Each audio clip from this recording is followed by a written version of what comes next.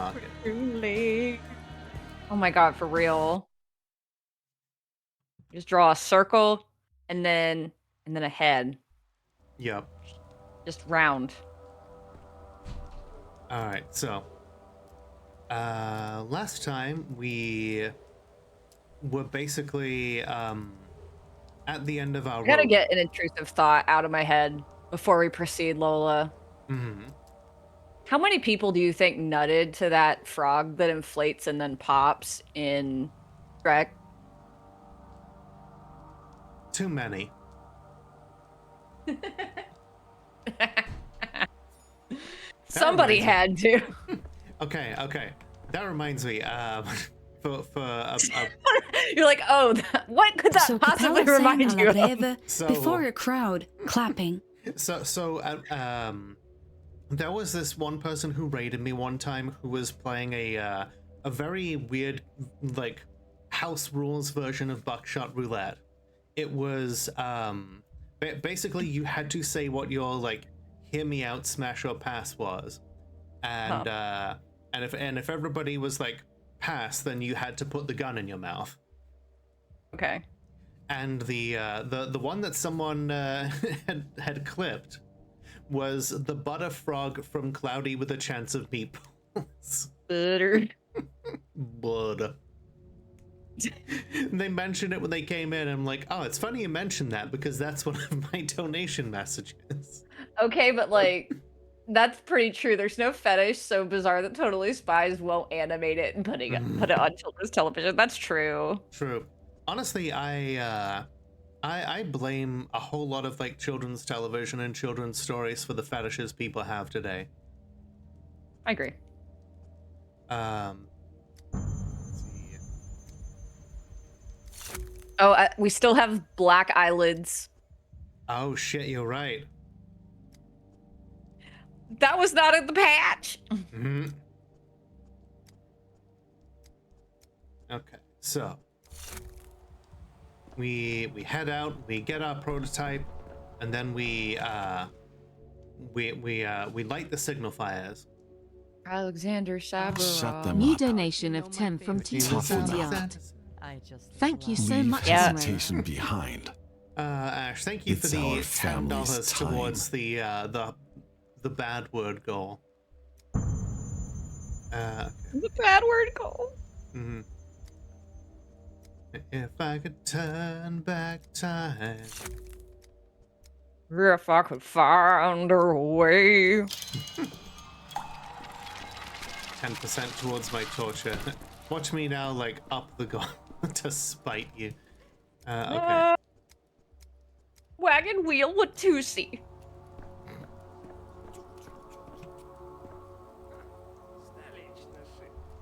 I know more about Cher from watching drag queens than I do from actually watching Cher films, I think. As you Which is should. fine. Oh my god, I completely have forgotten. Wait, is it? Oh, okay, it's Q. Okay, here we go. My favorite character in Star Trek. Yes. Oh, I want you to know that I went back to the fiance after that talk we had last time about the Star Trek game where Q is narrating it. Oh, yeah. A great talk about it. Really? Because I didn't know such a thing existed until waifu was talking about it. Yeah. And yeah, so I was telling him about like all With of every breath, your wife's your beautiful soul enthusiasm. drains slowly away. Nice. So just keep your mouth shut and don't let it slip out. Vlad the Younger looks like he's in the Epstein files. Vlad He the deserves better. Yeah, Vlad the Elder is definitely in the Epstein files. Oh my god, I completely did not search this bureau here. Okay, we've got a watch, camphor, matches, calomel, tobacco, coffee, valerian, morphine, and morphine crystals. Morphine dulls pain. It will not help you fall asleep. It will help you fall asleep, but not awaken. Should not be consumed in concentrated crystallic form. That sounds like bitch talk to me. Yeah, I know. Just What's it like to shotguns have the whole fear? package. Oh yeah, there's the executive orders that you can place. how good the textures are till you look at the people.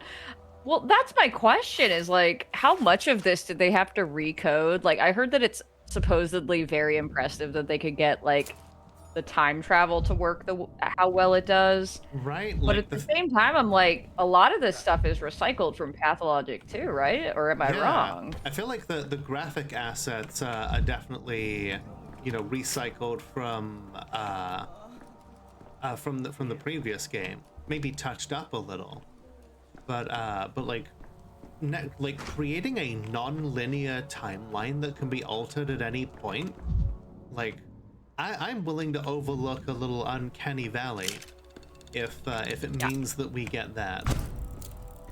Wait, I've heard mixed reviews, especially with like the quests breaking for the people who've gotten further in the game, but also not feeling like their choices mattered, like in the same way as Pathologic too.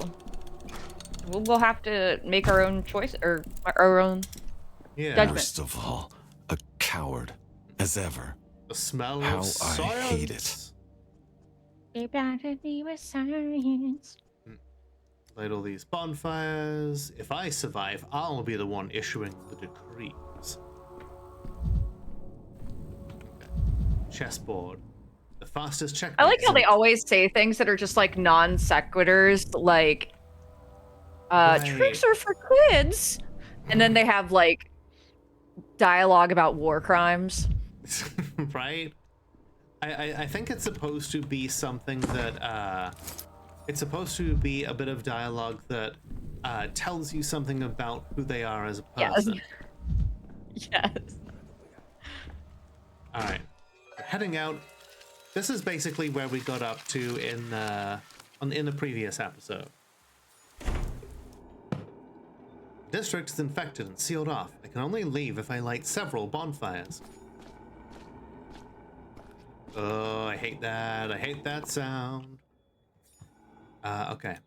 Trying It's to like remember never what... since The Grudge have we been so off put by such a noise. Mm-hmm. Okay.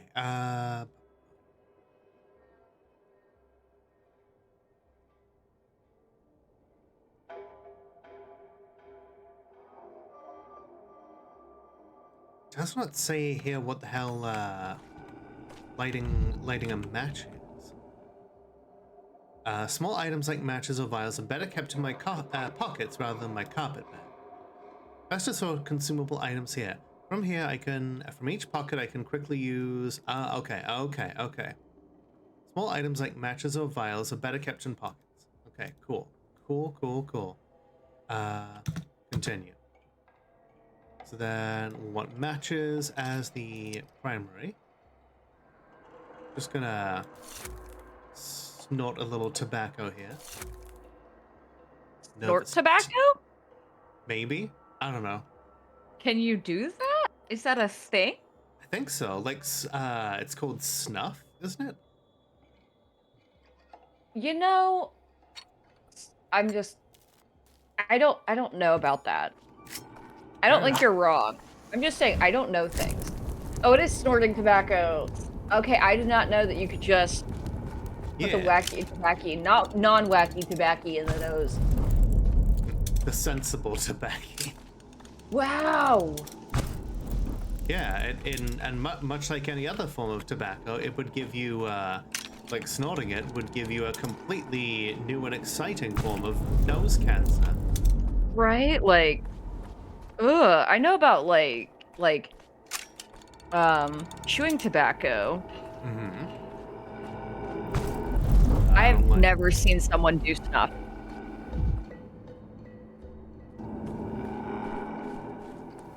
Okay. Running in the 19s. Okay. Oh god, plague. Welcome to Portland. Like a gunshot. Mm-hmm. Ah, shit. I didn't mean to throw the match then. Okay. Here. Loot. Oh good, another match. Butterfly in a box. A stupid and beautiful ending for an ugly caterpillar. Why do we gotta body shame the caterpillar and its death? Just saying. Right? What did that caterpillar do? Snuff started regaining popularity because of smoking bans in some places. That makes sense. Oh, interesting. Oh, so if you can't smoke, you can always just snort it. I guess. Tired of this noise. It also If you means, can't chew and spit. yeah. It also means that you're not inflicting the fumes on other people. It's the empathetic way of taking in Inflicting tobacco. cancer upon yourself, yeah. Right. Boiling. The empath's tobacco. Holy shit, look at Dankovsky run there when I've got Mania on high. Eat my ass, Barack. I I'd can rather go not hear real this. fucking fast. Holy shit.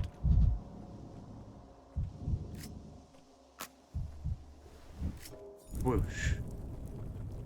Okay, but It like, was I quiet. definitely Too manic. just Too imagine manic. in my head, Barack Obama. Eat my ass, Barack. Artemi Barack Obama. Thanks, Obama. Listen up, sad pest.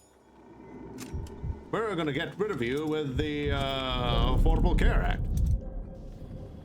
Yeah. It's primarily a British thing in modern. Wait, people still do it in like modern times? That's okay. That's wild to me. He's alive. Interesting. Boys, is someone alive here? Well, I'm not the only survivor here. There are people trapped in the town hall. They need urgent help. Whoever's trapped in there is dead to us. Governor Sabarov's orders. Sabarov is trapped in there himself, you fool. And who are you? The only qualified doctor in this benighted town. We're only doing our jobs. Decree is simple. No fires, no entry. People can only be saved if bonfires are lit in the district. Otherwise means they're all dead. Open your eyes, the bonfires are lit. They are hella lit, you fool. Lit as fuck. Lit AF. Wait, really? Let me count them again. One fire, 2 fire, 3 fire. 5. He left out 4, but okay. Drone strikes them. Boys, there's survivors in the backbone. Well then, clear the exit to the district. Escort people from fire to fire. Do not deviate from the route. So you're just scared of being in the infected quarter without the fires burning. See, Gimsky Jr. is craftier than I thought. Let's see. Hurry, and one more thing. At least wrap a rag around your face so you don't breathe in the miasma. Are you trying to make me wear a face mask? That's woke. Whoa, shit. It's right terrifying to go in there, but it can't be helped. Orders are orders. And you, survivor, why are you still standing there? Get on out to the clean district since you managed to walk all the way here. I yearn to breathe clean air and not flinch at every shadow. My decisions echo in the future. The town is merely a sequence of districts, and I am the one to choose that sequence. I can choose a careful route step by step, avoiding dangerous districts, or walk directly to my target. No need to rush. If I change my mind, I can always undo my last move or start over. Interesting. Oh, we. So there's children there near the stairways that are willing to trade. This is where we are.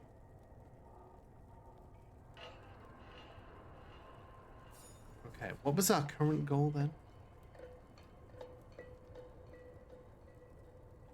My path through the horrors is clear to me.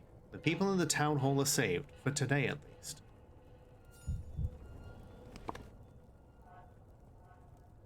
The person who knows something about Simon's body is hiding in the warehouse. Right, that's where they are. Okay, okay. So some people have said that the fast travel is, you know, it kind of takes away some of the the feel of the original Pathologic games. Because the stakes are real, and if you fuck up, like, you have to live with it. Because the game remembers all your fuck ups. Personally, I think it suits the ethos of this new game that they're going for, because Jankowski really doesn't care about all of the ins and outs of the town. He cares about the town as, if he cares about it at all, he cares about it as a thing, an entity as a whole, like a collection of people. He's not really down in the nitty gritty details of it. He cares about big picture stuff. Hey, Sawbones, that you? You the big city Sawbones? Doc, I should say. Yes? Don't you fret, I'm not interested in your jingle jangle jingle, as I go riding merrily along. Not worth the hassle. Jingle, jingle. Just tell me straight, Doc. I'm sorry. I gotta stop. Am I plagued? If only all gentlemen who looked like you do sought medical advice instead of my wallet. I'm serious and scared. Is it okay to admit fear to a Sawbones, doctor? Ever since I found out my Kulan had died, I've been scared out of my wits. It claimed her in 5 hours. She was young and strong. One confession deserves another. I don't know if youth keeps one safe at all. It would be logical if it did, but the disease seems to spare no one. I hoped her stepblood would protect her. She's of the kin. Was. Left her people, but she was still torn between town and steppe. I thought, maybe if I quarreled with her on purpose, she'd return to her kind. Wouldn't suffer her fate no more. Too late now. Yes, I've already heard this notion that steppe people are immune to the plague. I suppose those are just tall tales. Poor thing. Such a shame. I don't want to die, though. Give it to me straight, Doc. Will I follow Kulan soon? Shall I prepare bread and milk? Or can Iz pass me by? So you suspect your lover might have infected you? That's not impossible. When did you see her last? Day before yesterday. In the morning. When did she die? Yesterday. I know very little of the plague yet, but it's clear from its dynamics that one can't survive the infection for more than a day. If you were infected, you wouldn't be here. Are you sure? I don't know. It's just a hypothesis. A game hypothesis. Thanks for watching. Thanks for watching.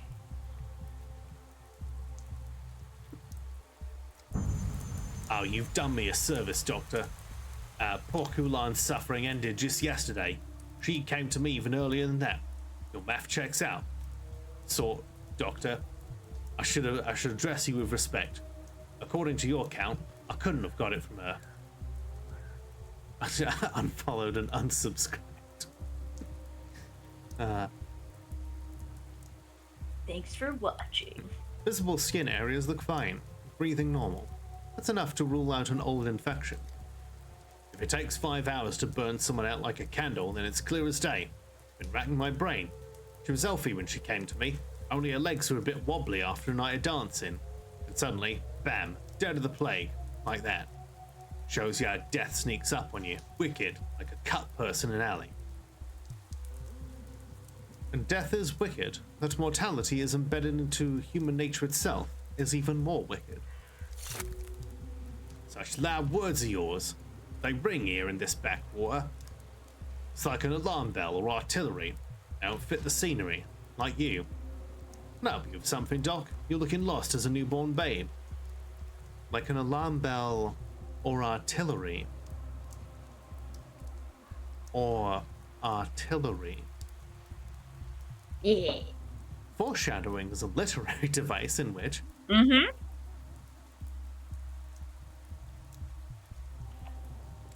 Lost, am I? Maybe you can help. I'm looking for a doctor named Reuben D's Nuts. If I knew where he was, I've gone to see him with my plague question. He saw the last outbreak, was Barak's Isidore's apprentice, but he's gone. Vanished as if the earth swallowed him. Think he's right here in the warehouses? I'll be damned. That's what I was told. Alas, without an exact address. Tough luck. I'd love to repay you, but I can't. Don't know where Reuben went. You know, ask the little ones. The kids, if you run into some. Scout every corner of this place. They don't miss a thing. If Reuben is here, they've seen him. Thank you, and take care of yourself. You've dodged an infection once. Next time, maybe you won't be so lucky.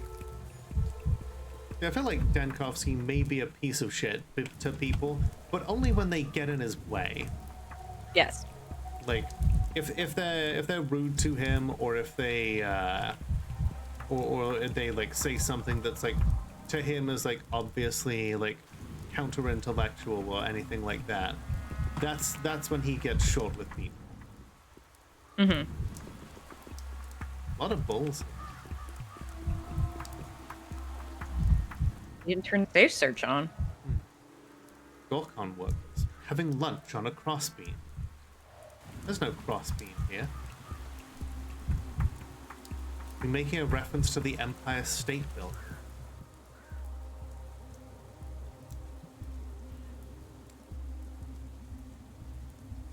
Hey, mister, what's that doodad on your chest? You mean this? It's no doodad, it's a brooch. It's more like a do-mom to me. That's the worst pun I've heard in my life. Says who? Some guy wearing a lady's pin? It's a brooch. A man's brooch. Oh, did we broach a sensitive topic? Fucking get him. Dankovsky taking psychic damage from a 12-year-old. Hilarious. Just hilarious, or did you think it was mountain areas? Oh, Wow. God. My, aren't you bored yet? Bored, chalkboard, cardboard. No, I'm not bored, I'm just a little piglet. What, you don't think it's funny? Buzz off then. Somebody adopt this child, yes. Enough. I'm looking for a doctor called Reuben D's Nuts. Told he's hiding somewhere in the warehouses. Haven't heard no doctors around, but we got a new boiler man lately. Fixed the furnace 3 days ago, but today it broke down again. Go on, touch the pipe, see? It's cold like my dad's feet. Right to the simile. What happened to your father? He died, that's what. We buried him with no shoes on. I thought he was just pretending and started tickling. but he was ice cold and stiff as a board. I'm sorry for your loss. My loss, not yours, you know? What are you doing sniffing around like a stray dog anyhow? I told you, I'm looking for a doctor. Although I think he's a boiler man now. How do I get to the heating plant? Welcome back, Mono. Then you're walking the wrong way, dummy. Follow the pipe the other way to get to the boiler house. Around here, the pipes are cold. Real maze here. Could at least put up some signage.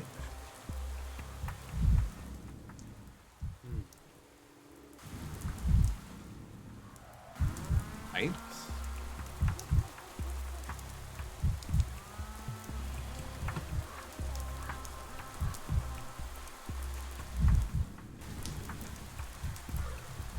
And Bachelor can still. Things everywhere. Oh geez, I'm dying. I'm just dying here.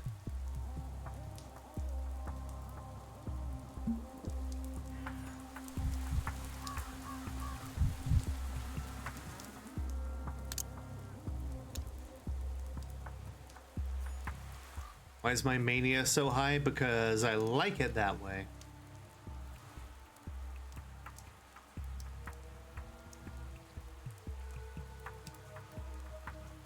Okay, equipping or putting away the prototype is what? Oh.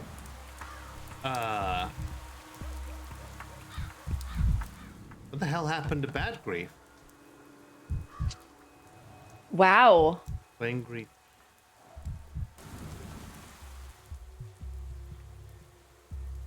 Wow, this petty lord called himself Bad Grief, an anarchist at heart, valuing freedom above all else, but only his own. Because of his friendship with the old Gibskis and the Barocks, he saw himself above the law. At least he had some small aesthetic sense, even if it was street level. They just fucking killed off Bad Grief. I know, right?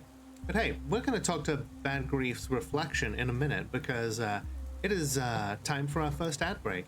So, everybody get up, stretch your legs, grab a drink, do whatever it is you need to do, and we will be right back. Is the plan you're looking for? In the case of nuclear or radiological fallout, people living around potential targets such as military bases and chemical plants may be advised to evacuate. Protection from radioactive fallout will require taking shelter in an underground area or in the middle of a large building. Fallout shelters can be any protected space where the walls and roof are thick and dense enough to absorb radiation. The more distance and time you put between you and the fallout particles, the better. After radiological or nuclear fallout, you shouldn't leave your shelter until officials say so. The length of your stay can range from a day or 2 to 4 weeks, depending on the extent of the contamination. People who are allowed to come out of hiding may be evacuated.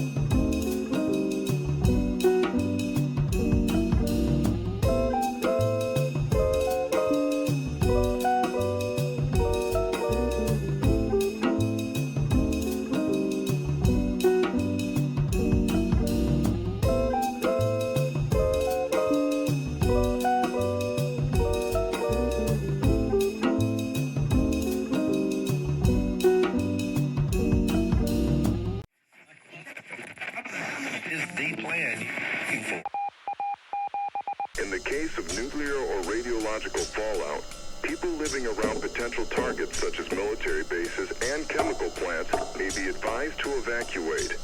Protection from radioactive fallout will require taking shelter in an underground area or in the middle of a large building. Fallout shelters can be any protected space where the walls and roof are thick and dense enough to absorb radiation. The more distance and time you put between you and the fallout particles, the better. After radiological or nuclear fallout, you shouldn't leave your shelter until officials say so. The length of your stay can range from a day or 2 to 4 weeks, depending on the extent of the contamination. People who are allowed to come out of hiding may be evacuated.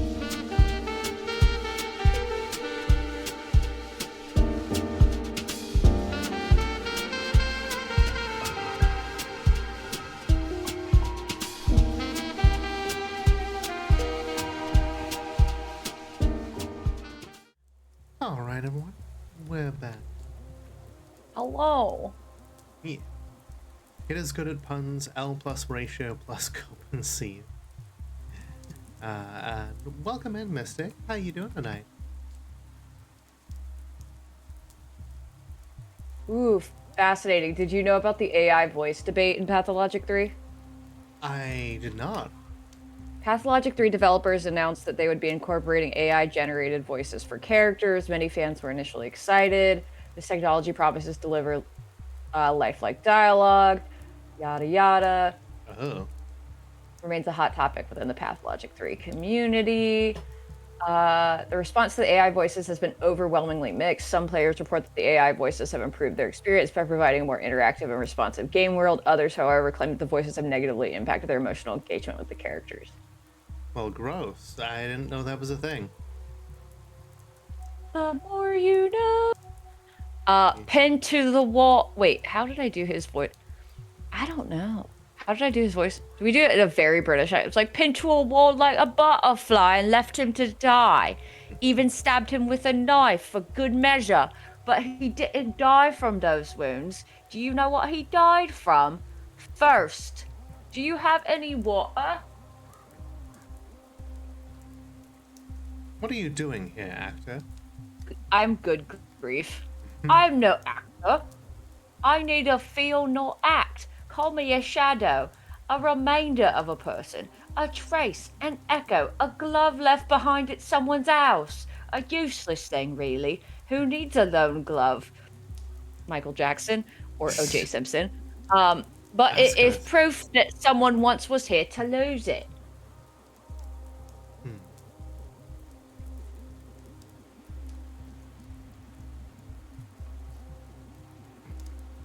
Yeah, overwhelmingly a mix. Yeah, it's the review you get from a passionate centrist. I'm Or moving someone swiftly complaining towards a about New York solution. City. Yeah. A racist complaining about New York City's demographics. Mhm. It's overwhelmingly mixed. Ooh.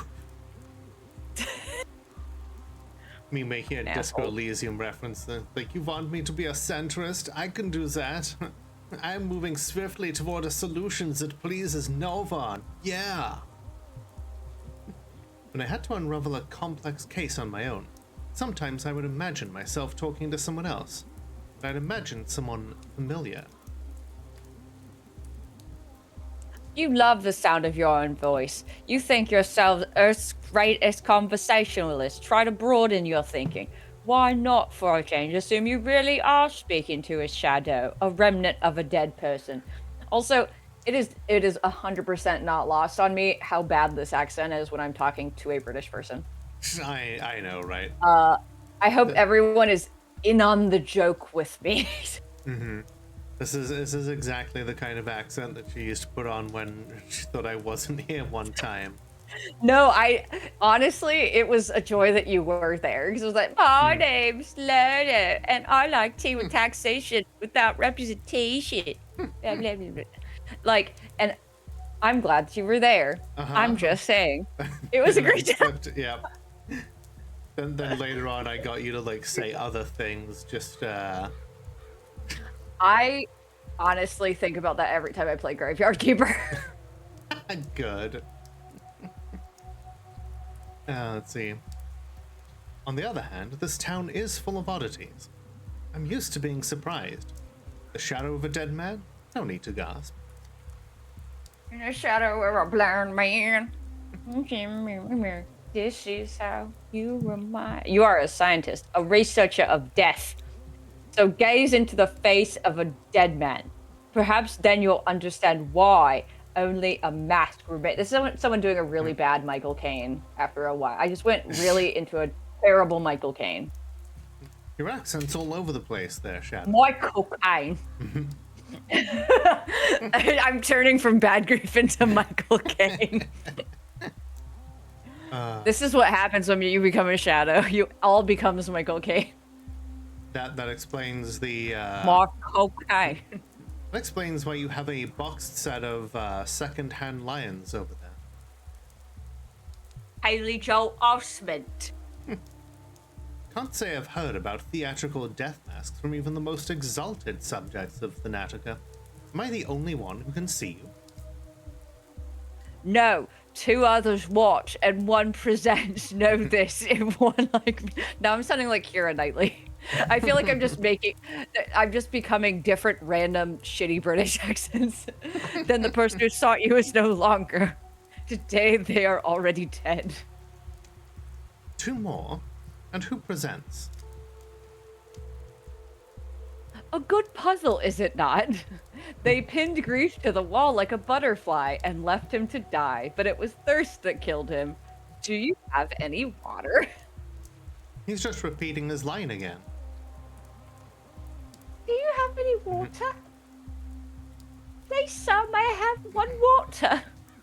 Why would a dead man need water? He wouldn't, but his throat feels like it was filled with sand, even though there is no throat left. Simon's murder. Why would they think that Grief killed Simon? When you take out the pitchforks, you always find something to nail them with. Hey. Grief saw the faces of his killers. Did he recognize them? You're asking that as a detective. I'm afraid it's not that kind of story. Grief was killed by a mob, not a person with a name. He often thought about death, wondering what his last words would be. And when death finally came, do you know what he said? Hello, darkness, my old friend. I've come to talk with you again. Because a vision softly creeping left its seeds while I was sleeping. Let me guess. The rest... Okay, but like, explain this to me. Explain this to me. If we're gonna use AI voices, what's the point of using it for voices that only happen like once a character? Right? Why not just get a human to record those voices? Also, because it's not like they're gonna read these lines. Yeah. Which would have been different than the other games. If you're gonna like use AI, I guess you would think you would add in like this stuff too. You know what I mean? I mean, they've already got randomized people lines from the previous games. Like, why bring in why taint perfectly good art with AI? Yeah, right. It's just why. Oh, he said, "Ow!" That's all you could come up with as he bled out, pinned to the wall by a pitchfork. How's that for last words? Well, I had a patient drop his quill, lean to grab it, cough, and die. His last words were, "Blast it." Another said, "Wish I had a champagne," turned towards the wall, and was gone. He said, "Ow," and thought to himself, "What a disgrace. That's life for you. You muse on death, prepare for it, and when the time comes..." I can spread rumors about his incredible wit at death's door myself. But to do that, I need to know when he died. Lola, what did I say? When the time comes. Thank you. Good question. Precisely formulated. Look around. Maybe something will give you a clue. I am quite the sleuth, to be sure. Alas, poor Grief. I knew him well. Oh no. I knew him not that well, actually. He did desert. Deathy reek, rotting hope, smothered by the train. Grief set up yesterday's escape, but he lied to us. Grief was crucified for a different crime. People came in hopes of salvation, but you locked them in an infected train car. But Grief was crucified for a different crime. Simon's murderer. So, when the tragedian says that that Grief was not killed by a man with a name, they literally mean it. Like, they were killed by extras, people who have a title like pawn, you know, and other such things, you know, because we've been speaking to extras that have no name, and the game really does a good, like, it leans into the theatrical theming of, you know, we didn't have enough characters and, you know, faces to do all of this in the first game, and so they were like, oh no, these are all just extras playing bit parts in the background. They went through like painstaking effort to really like theme their game around their like janky ass game. Mm-hmm. You couldn't have killed Simon. Deep wounds, blood long dried, hammers and pitchforks. Way more cruel than common murder demands. Can't do anything about it today. Yesterday, oh yesterday, my curse, my enemy. Too far away. If only I didn't let them kill Grief yesterday. I would have learned today how he is connected to Simon's death. I hate you yesterday. Wow. Guess we gotta save Bad Grief or something. Yep.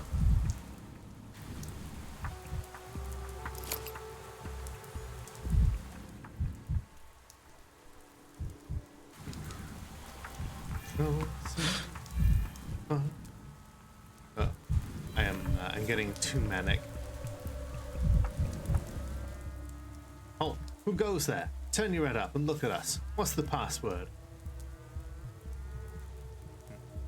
Hi there, Black Dragon. How you doing? Heckity feckity sat on a pipe. Heckity feckity smelled a bit ripe. All the king's crickets and all the king's geese couldn't rid Heckity of the smell of damp cheese. Now say the password, old timer. Wow, that sure is a weird rhyme. Hell yeah, damp cheese.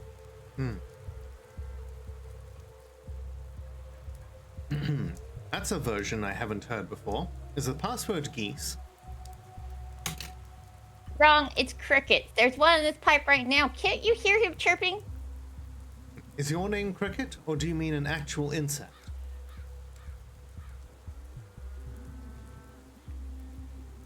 Do you want this one or want me to take this one too? You know what? Who you calling an insect, Gramps? You going Yeah. Hey, we're still better than AI. Yes, exactly. I've seen old timers like you with a big metal horn in their ears. Maybe try that instead of embarrassing yourself. I'm only 28. I suppose that must seem like a lot to a child. My God. Jan Cosby is like 28 going on 40. I know, right? Going on 50. Just like Wow. Right? How are you even walking around? Even more so with that bald spot on top of your head. Don't engage with the children unless you wish to become depressed. I'm looking for a man, a doctor named Stanislav Rubin. Seen him around? We don't have a doctor named Rubin, these nuts. Only a boiler man who needs no name to do his boiler work. Although if you think about it, he's kind of like a doctor. He fixed the furnace, cured it, I guess. Yes, I've heard the story from one of your friends today. I'm following the pipes to the heating plant. It's called the Boiler House. It's a house with a boiler, not some hot plant with sap running through the pipes. I say, people believe the weirdest things these days.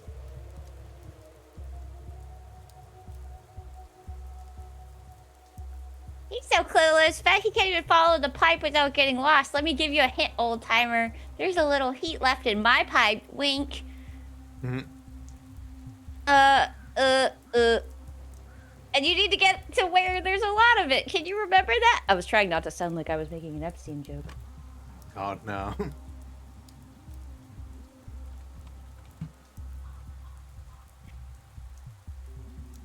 Let's see. Ex or parvulorum veritas. Which is, out of the mouths of babes comes truth.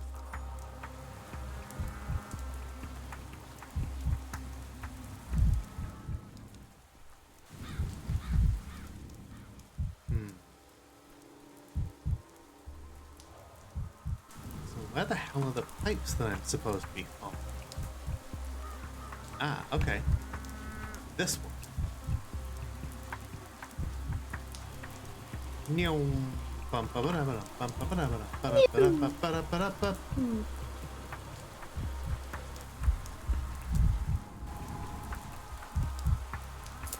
Oh good. More things to boost my failing health. Ah, this must be it.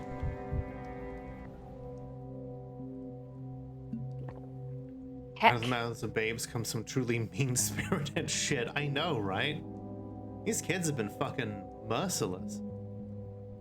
And they're boom roasted. Mm-hmm. Hi, Frequency Ash. How you doing? Look at those abs on the tragedy in though. I know, right? A pathologist, one of the few doctors in this town, a straightforward and decisive man. He did something that provoked the anger of everyone, the Canes and the kin, his friends and his enemies. One of those people who you know immediately upon meeting them that they won't die of old age. A pathologist or a pathologist? Pathologist? So, for those who don't know, what Ruben did was he stole Simon Kane's body. Simon Kane was the immortal man that we came here to meet on the first day, to try and figure out what the story to his immortality was. Turns out, he wasn't that immortal, just kinda. And Ruben thought that he could figure out the key to some kind of cure, or perhaps a vaccine, using Simon Kane's body. And he broke that mythical man's body down into its base components. Didn't end up finding anything, or actually, I think he might have. Sometimes, depending on the game, he makes a vaccine, sometimes he makes a panacea, or sometimes the kin find him and kill him before he can finish.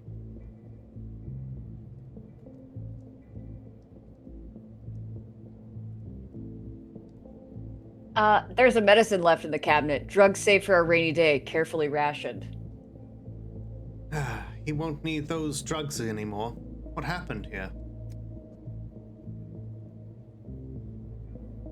He needed a hideout. Grief, an old friend, suggested this place. In the end, he even enjoyed stoking the furnace. Physical work suits leaves no room for thought. Only soot clings so deeply. Ruben was scrubbing it off himself when they came for him. Oh, thank God. I was like, understand the assignment, Lola.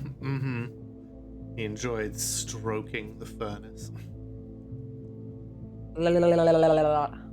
I heard Ruben was the last person to see Simon. Is that true? Ruben came closest to understanding who Simon truly was. After all, he was the one who pronounced him dead. He was afraid that revelation would not be forgiven. What revelation? What did Ruben discover? This is critical. Dankovsky, you're not going to get an answer from one of these things.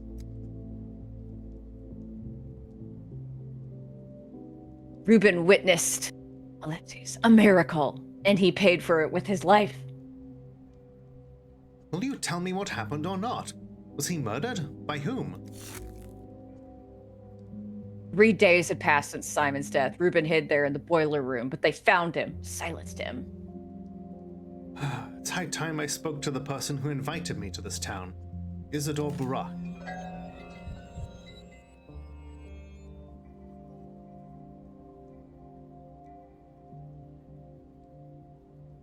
Now that all threads to Simon are frayed, I must claw any chance I can find. Simon's trail has run cold. Perhaps his family knows something. But yeah. At this point in the story, we actually don't have the ability to travel through time. Oh, they still won't let us see. This behind this curtain, like all these little weird sources of light, is basically what remains of Simon King's body. At least, if that's to be believed.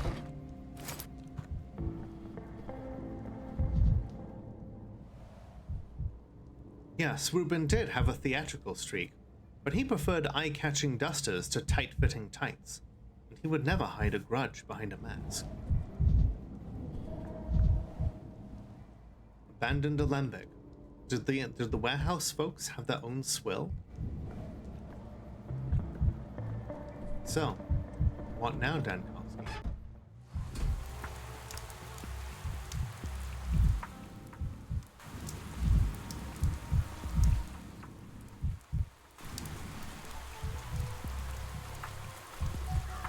Can I talk to him again? No.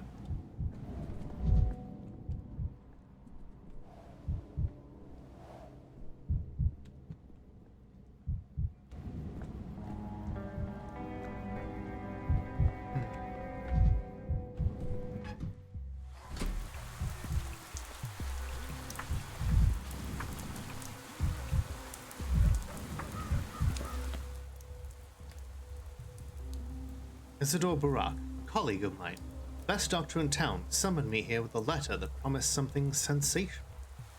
Well, I guess we go find our immortal man.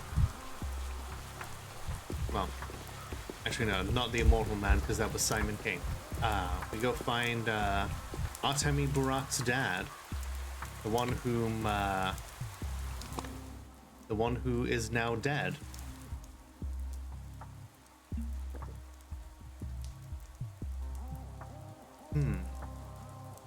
Interesting. So instead of being called things like having names for like the different social groups, Dankowski sees all of these people as like chess pieces. Reuben is a pawn. Then you've got advanced pawns, pieces, queens, and then beyond the board,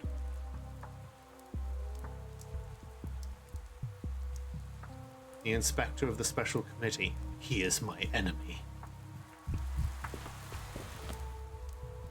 Okay. Peaceful districts are easy to pass through, but I'll have to pass through dangerous ones carefully, on my own feet. Such districts are marked with color. Alright, let's go.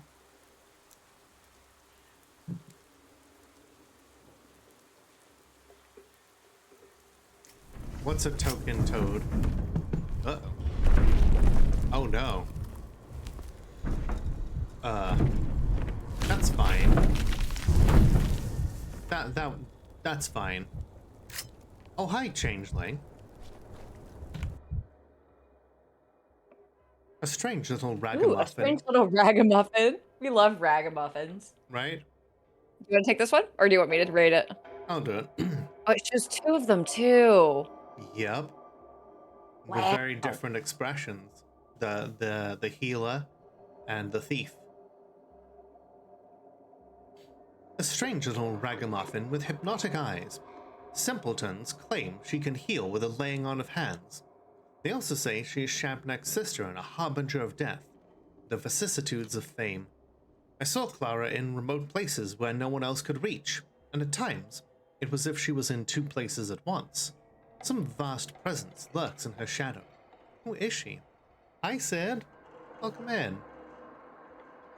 I think this is one of Sid's favorite characters. Boing, as well. boing, flippers. Yes. Yeah. Because we were always paying attention to whether or not, when you spoke to her, she had the name Clara or Changeling. Yeah. For, like, in the first game, when you first play as Clara, you get asked whether or not you're a thief. And you say something that was basically... You say, oh no, that's not me. That's my twin sister who looks and dresses exactly like me and has the same name as me. And that's such an obvious lie, right? But the powers that be, when they created her, they said that she cannot lie. So, by speaking the fact that she has a twin sister, and by being a creature that cannot lie, reality basically bent around her to make that the case. Rather than making her incapable of lying through not being able to say something that isn't true, they made it so that, you know, the things that she says just are true, even if they are completely fantastical. So if you've ever watched H. Bomber Guy's review of the original Pathologic, when he says, like, is that a true thing that we just said about our twin sister, or is that or did we just tell a lie? It's both. How is that possible? Fuck you! And now you know how that's possible. Is a hand? Incredible. Or is it just the fingers? Or the prints themselves? The prints themselves. Stop. Look into my eyes. Don't move. Don't even turn your head. She won't touch you as long as there's a thread between us. Who's she? Shabnak, you know that bony monstrosity you don't believe in? The one that's making your hands shake right now?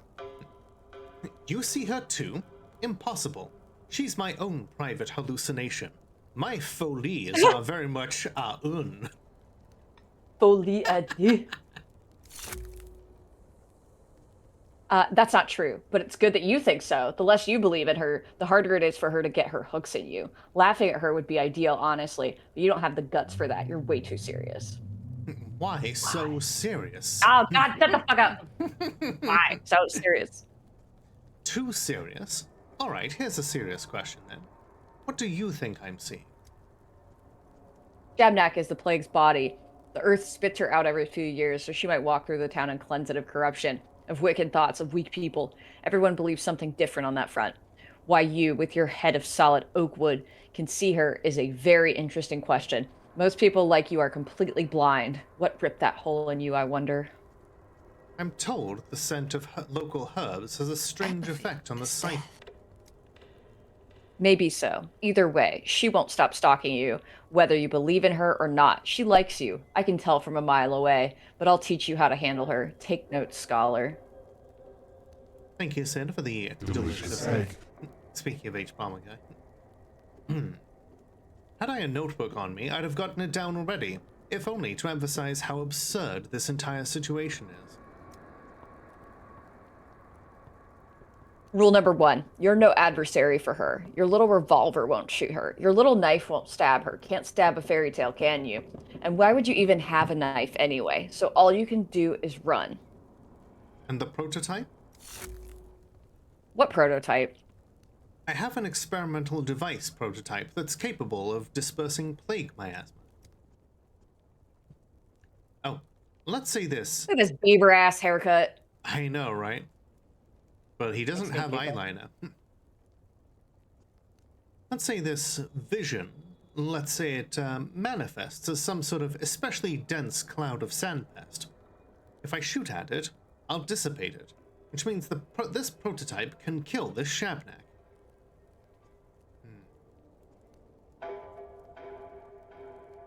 You claim to fight death, but look at how your eyes lit up when you said kill. Killing death would be a heroic feat.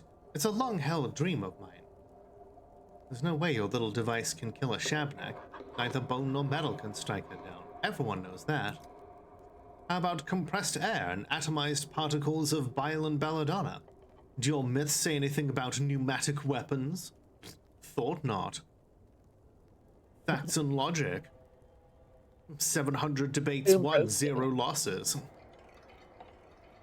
They say a sigh from boss to rock can stop her a short while. They say a sigh from Bol's Turok can stop her for a short while. When he sighs, she walks on tiptoe, careful not to wake him. If you exhale the right way, it will probably slow her down. Shots from the prototype dispel the fog and all those dangerous whirls, clouds, and traps. If your so-called Shabnak truly is the plague, she'll be affected as well. You believe that the inventions of your science can defeat the ancient truth of the steppe? Well then, scholar, give it a try. It'll be interesting to see. Now, here's rule 2. She both loves and hates fire. She can't pass a bonfire without wanting to love and destroy it. So light bonfires. They'll slow her down. Can your science explain why it rains? Yes! And they've so thoughtfully placed heaps of brushwood all over the town to prepare for it. Rule 2. She's drawn to people who aren't hollow. You may be close-minded and spiteful, but she still senses something in you. There's something you carry inside yourself, some spark. In other words, there's no way she's going to forget about you. Once she's close, she'll never stop chasing you. She doesn't know how to quit you. Yes, I know. I'm irresistible. Oh my god. Such a douche. I love him. This one's so simple that I'm not even going to give it a number. If she catches you, she'll devour you. You might find a way to wriggle out of her embrace the first time, but definitely not the second. I thought I'd sensed some sort of animus coming from her. And finally, you're probably not going to believe me. She eats away at most people's bodies, dries their skin, chews up their immune system, but you're not as easy to get to. Like someone's watching you from above. Protecting you, maybe? I don't know. Almost like I'm a character that goes by different rules. From atop your polyhedron, it's stunningly tall. I don't know. Well, yes, I do know, but I don't understand. Feel free to disbelieve me. It doesn't matter. Just keep in mind that you won't get infected in a plague district like others do. Instead, you'll go insane, waste all your time, and then she'll eat you. That's how it will happen. Like in a vor kind of way. Vor, you say? So when she says, she makes reference to people who are watching us, and then she says, I don't know, well, yes, I do. She actually does know who the creators of this world are. And that is a pair of children, which we discussed last time. The powers that be. Mm-hmm. What a I do know, heartwarming but I fantasy. don't. If I really was in no danger of getting infected, there's so much I could do. She thinks she's my sister, and I think she's a monster made of bones. My hatred for her is stronger than all of yours combined. You talk like light Yagami. I'll take this chip and eat it. Be bold, bachelor. There's no shame in running from her. Maybe she'll get something done after all in the end. Thank you, girl. This has been a very strange conversation. Prototype can slow her down, bonfires can slow her down. She cannot be stopped. Beware. Oh, and just like that, Clara's gone. Damn. What a thing to imagine. Oh, I'm running out of, oh, fuck. Oh, wait. Yeet. I'm going insane. No, really. I'm going insane. Me too, This Bachelor. dialogue is actually pretty fun. Right?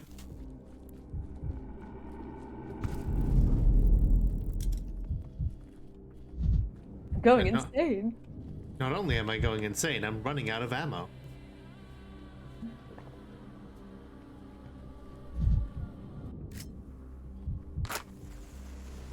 Yeet. Yeet.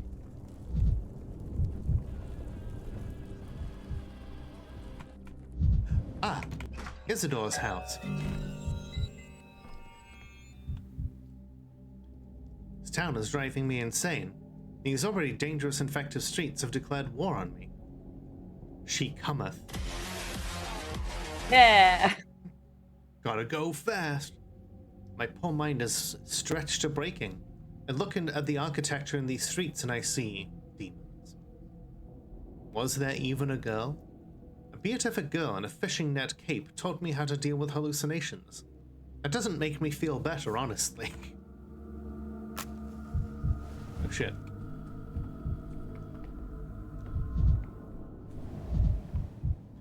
The future atlases of the town sky.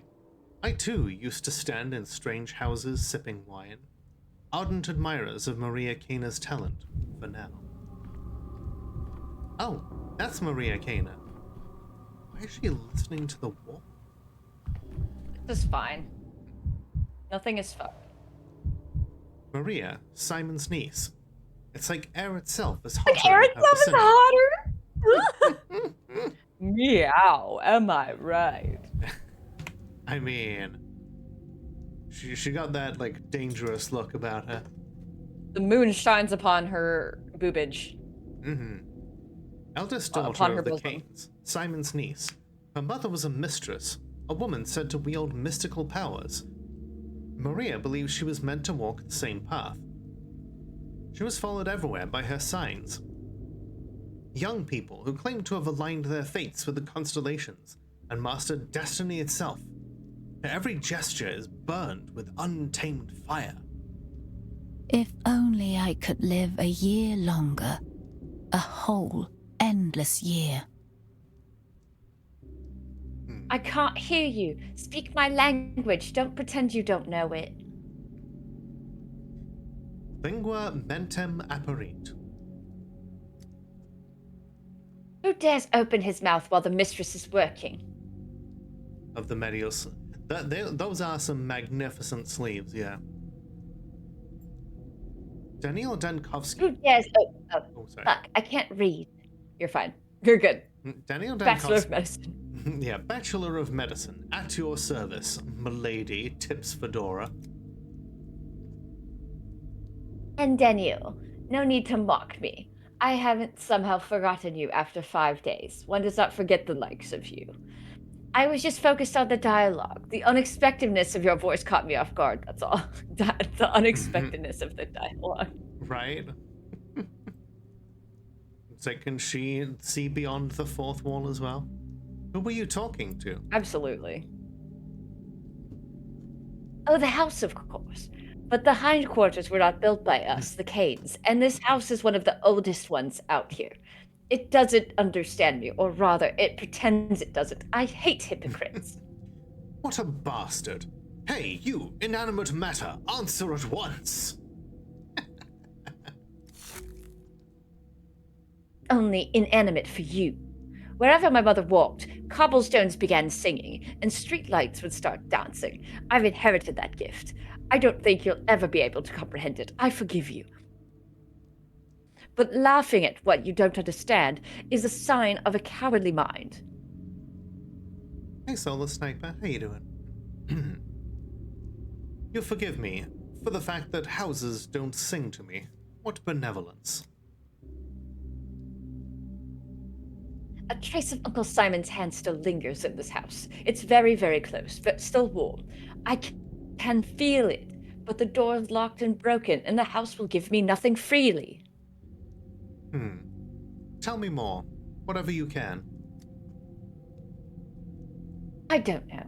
Uncle was a very close friend of Isidore Barak. Or a rival. True friendship is indistinguishable from rivalry. Friends to lovers, that's what we've been saying. Yup. Enemies to lovers. There we go. Enemies to lovers. They were fucking. And I can feel. What? They were fucking. Meow. They were fucking. And I can feel his life still smoldering in this house. In some object or a living memory. Perhaps he's even there himself. You mean this place might hold some clue that could shed light on his fate? Oh, never mind.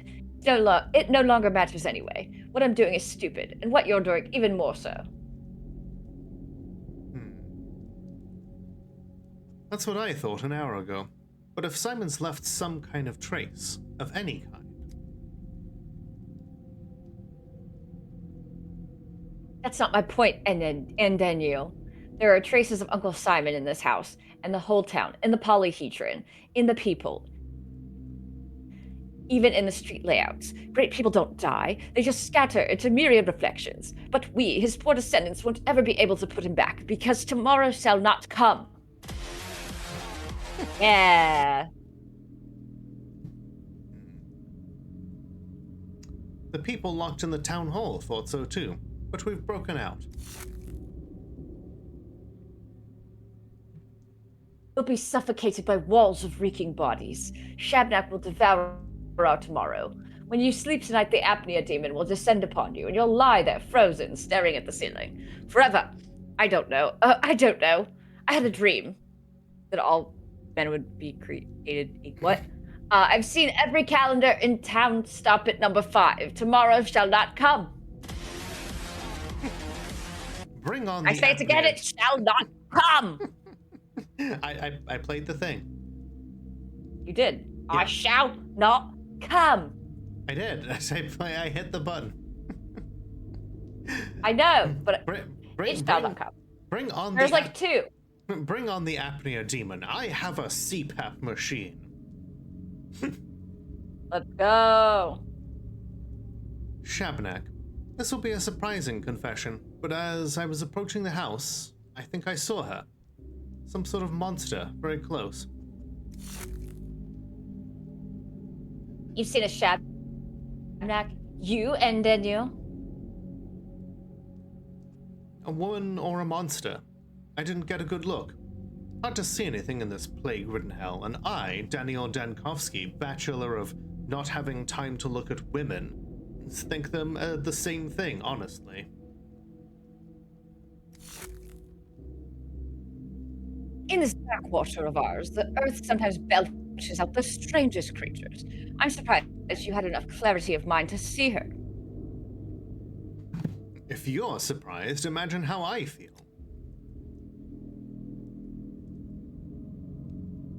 She wasn't there in my dream, but that doesn't mean anything. She doesn't like to enter my dreams. My dreams are of the higher realms. They strive upward. The clay spawn, and rat brigands don't feel at home there. Okay, can we get the rat prophet, though? I hope we do. I'm so ready for rat prophet. Ice Pick Lodge having a monster slowly approaching from the distance is a recurring thing in their games. Wonder if this is a Russian culture thing. I mean, yeah, any Russian or Slavic games are basically just of the opinion that everything is terrible and shitty things are going to happen. So, be depressed.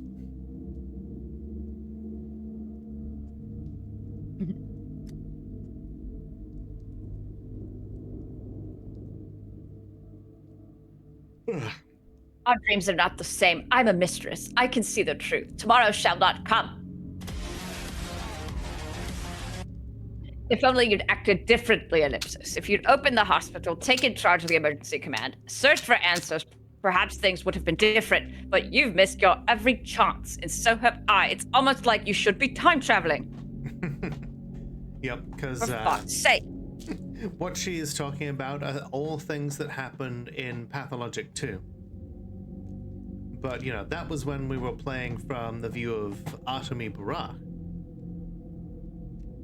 Remember it being called a thing in, remember it being a thing in Knock Knock as well? That is not one that I've played.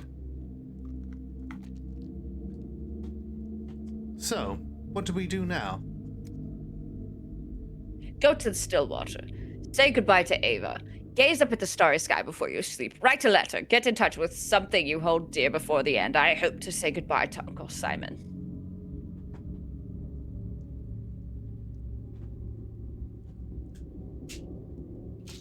Don't mind me, just looking for the right medication. Tomorrow's got some serious blue balls. Yep, so it's our job to make tomorrow come.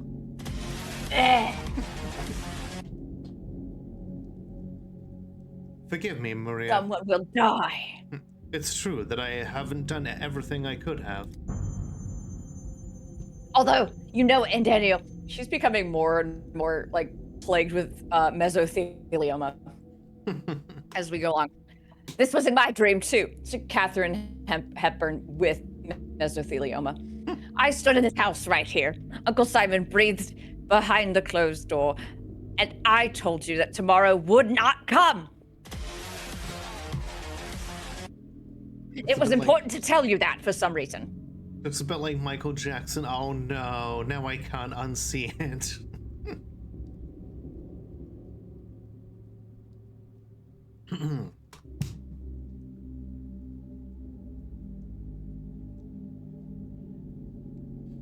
I can't shake the feeling. There's still some chance, some opportunity I overlooked.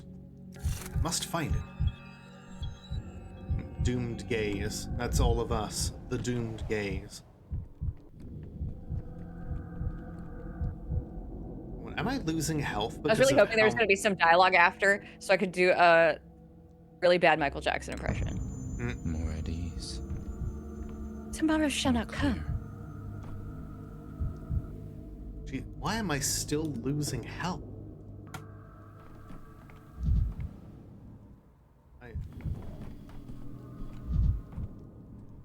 Daniel, are you okay? Daniel, are you okay? Are you okay, Daniel? Yeah! You've been hit by, you've been touched by Sticky! I never stole, but I used to have a friend. He also dabbled in Dude, death. I would die for Sticky. It was I think it was him who taught me that curiosity must be unashamed. Hang on. I take a little more... Quiet, Ted. Shh. Okay. I think it was because my mania was so high that my health was going down. So yeah, we can run really fast when our mania is high, but it just fucking kills us otherwise. Cool, good to know.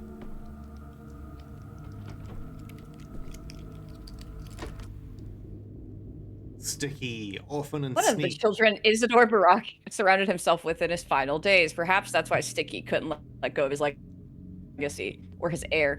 He got his nickname from his straw-like hair and a habit of showing up at the first sign of adventure.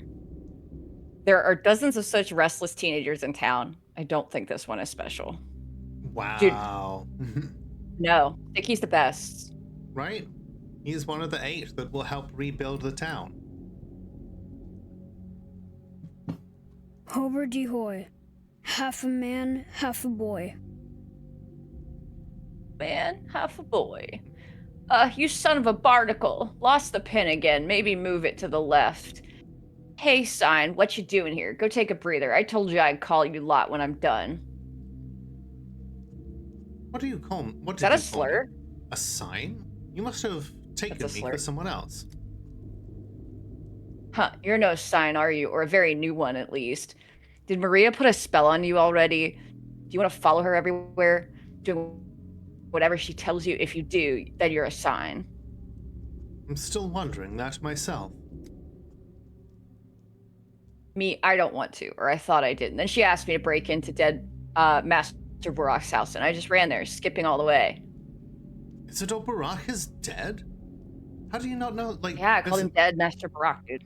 This is literally one of the first things that that Daniel learns in the first game on like the first day. How did he? But in this game, I guess he gets so turned around from like everything else that that he just never gets to meet. He never gets to meet either Simon or Isidore. Or at least he doesn't get to find out that they're dead on the first day. Isidore Barak is dead? But what are you, born yesterday? Deader than dead can be. It's been days already. I seem to have the worst luck. That's the man who called me to this town. Don't just stand there. Shove the door for me, will ya? Right here near the hinge. You're heavy. It might just work. Does the door refuse to yield, little burglar? What, do you think I'm some dimwit? The front one took me 3 minutes, tops. The main study, though, that won't budge. It's as if they broke the lock specifically so no one can open it and blocked the door from the inside to boot. Ugh. Come on now, to the left. This again? Now I've broken my favorite pick, too. Is there something important inside that study? Of course there is. The clues. It was the murderer who closed it, I tell you. So no one can investigate anything. So Master Barak stays unavenged.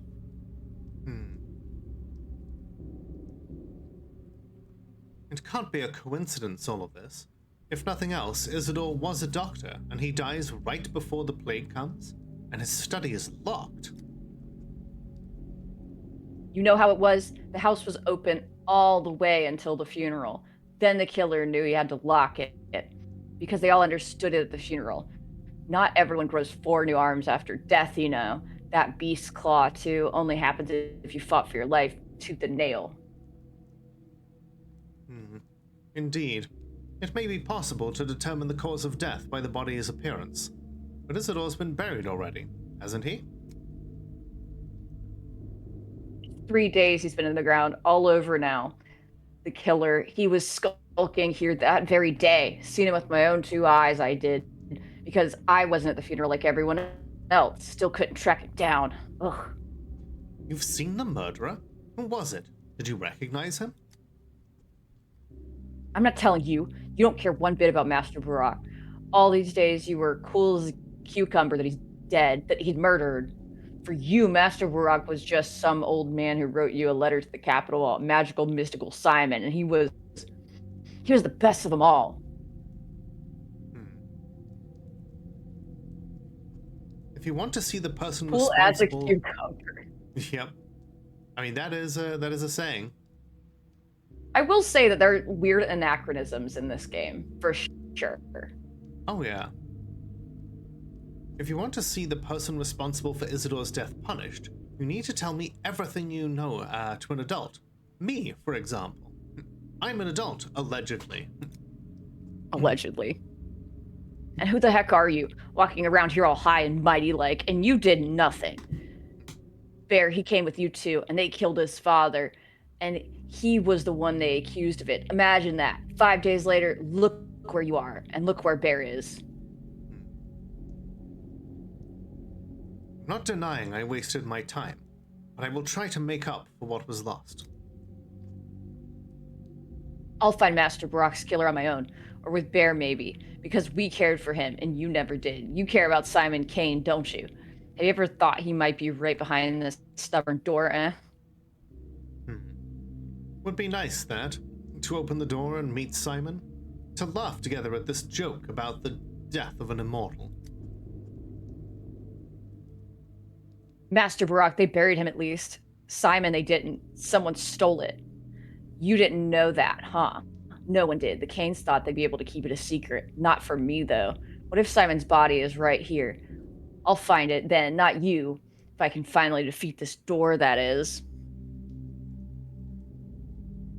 Simon's body has disappeared, then. So I'm not the only one taking interest in his death, then. So we know that, that Reuben stole Simon Kane's body. Simon's trail is run cold. Perhaps his family knows something. Family heiress wanders the town, barges into houses, touches walls, and utters vague prophecies. She won't help me.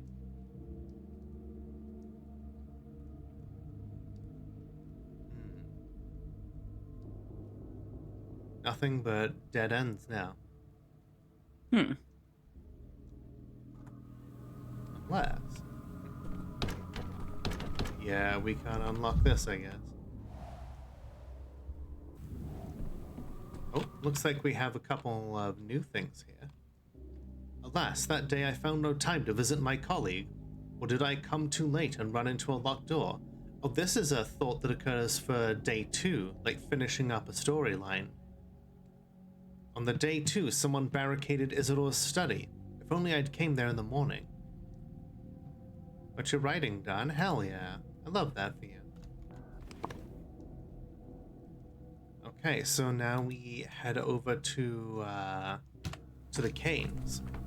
See if maybe the remaining kings who survive have anything to say about Simon.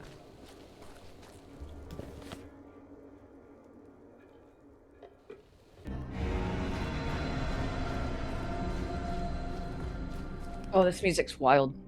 Right? It's incredibly oppressive, and I love that.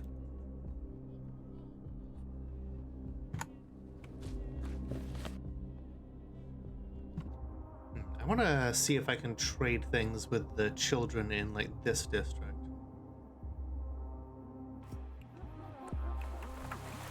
Plus, you know, it's nice to be in a district that isn't infected and just constantly miserable and disgusting. What do you want? The plague is new in this town. Plague is in this town. Why are you wandering the streets? Didn't ask for your advice. We used to at least have the pub. Now Stammerton's dead and there's nowhere to get a drink. Drinking is bad for you, you know. Good job, Dankovsky. Just unsolicited health advice from Daniel Dankovsky. Right. I've heard there's some humanitarian aid being distributed around here. Have you heard anything about it? Unfortunately, I don't know. I'm not sure anyone does that at all. This is a disaster. Grief has the last decent person in this cursed place. I hear you correctly. Are you talking about Grigory Fillin? He provided food for families in our district, handing out bread for the children. Now that he's gone, we'll surely starve. Oh, I know you. You're the doctor from the capital. This guy has the biggest eyes I've ever seen in my whole life. Damn, yeah. Do we know each other? It must be strange for you here. What kind of town is this with no schools or hospitals? It always baffled me. Now there's an epidemic and we have no hospital. How are you going to treat people without a hospital? A hospital will open soon, don't worry. You can't fight the plague with that one. That's good, Daniel. Lie to him. Lie to his face. Give him false hope. Forgot that there's so much of the world.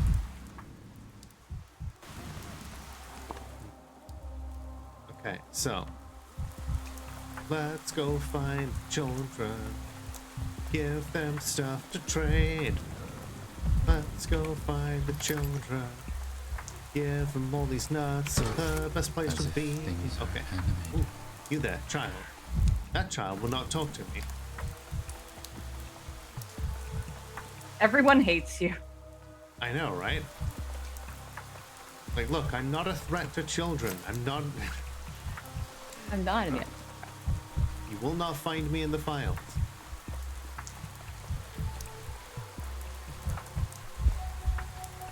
You there, child. Hi, Kyle. How you doing? Come here. Reminds me of the... I still can't believe I got you with that. God, that scared the absolute shit out of me. I was like... I have to tell y'all, like, I was most on edge that I've ever been on in my life when I was playing Pathologic 2, just because that game is so fucking stressful. And then Lola just gets me with the sound that the people make before they come up and thank you. Come here. Okay, so let's see. We'll trade with this child, though, once we are back from the ads. So, everybody, get up, stretch your legs, grab a drink, do whatever it is you need to do, and we will be right back. All right, everyone, we're back. Welcome back. Thank you. How's that hot apple cider treating you? I've packed it all away. It was very good. Mix in some powdered cinnamon and you know, some whipped cream on top, and it's a delicious combo. Sounds like it. Okay, so Monologue asks, what is the difference between all three Pathologic games? The first one had all three protagonists available as you know, as playable characters, and you know, it was very janky, and it was kind of like they were basically similar stories, but also kind of the same. It's difficult to explain. The second one more or less just has the ending of just has the Haruspex' route, and it's a very different story. It's designed very differently, and it like keeps you constantly engaged. And the fact that it is told just from Artemis' perspective allows you to allows them to tell a very different story.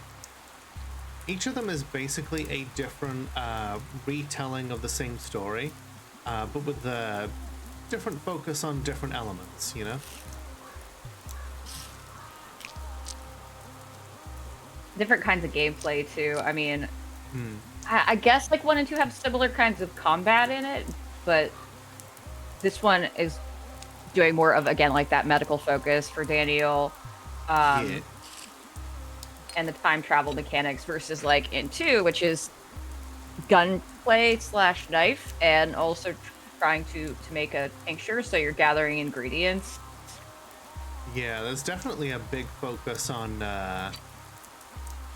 you could just absolutely like murder a whole bunch of people with a knife. Like knife meta was OP, honestly. See. And yeah, stealing people's organs was a big gameplay mechanic. Very, if you very play like true. Lola. Listen, like that was the meta. Organs were very very useful currency. Which one do I recommend you play first? I would honestly recommend that you play the second one first, because the first one is incredibly wordy and dense and janky, and it throws you in at the deep end in like a very not very friendly way in terms of like what the game expects you to pick up and intuit and figure out. And 2 is still intelligible as a story without having played 1 versus like 3, which relies a whole lot on you having played 2, I think. I feel like, yeah, there's a lot of like meta knowledge that you can get from like having played from having played 2 or 1. They're meat pockets, yes. Am I losing health? I'm drawing my boy Sticky for our pathologic art tonight. I love that. Sticky is the best boy. Son. Misophonia, Dankowski. Oh good, we have misophonia. He would have misophonia. He'd be like, do you have to chew so loudly?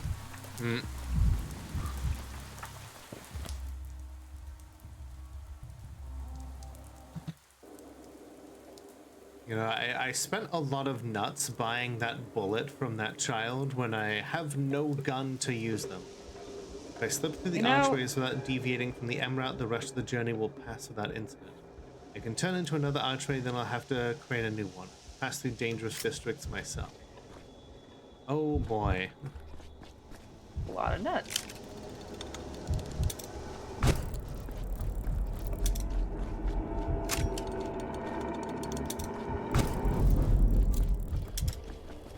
Oh god. Look. I'm almost out of ammo for this thing. Oh, I ended up deviating a whole bunch. Okay, no worries. Okay.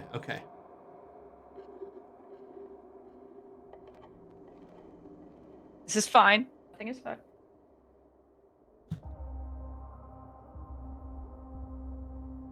Okay, cool. We made it through.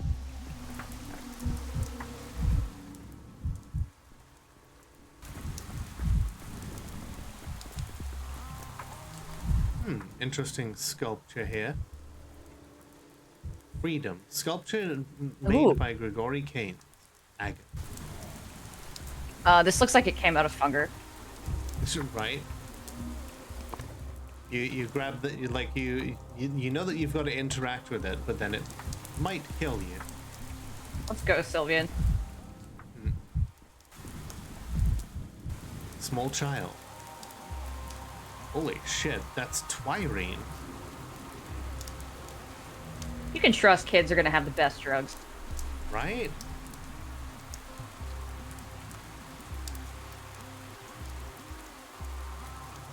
No genitals. Oh, true.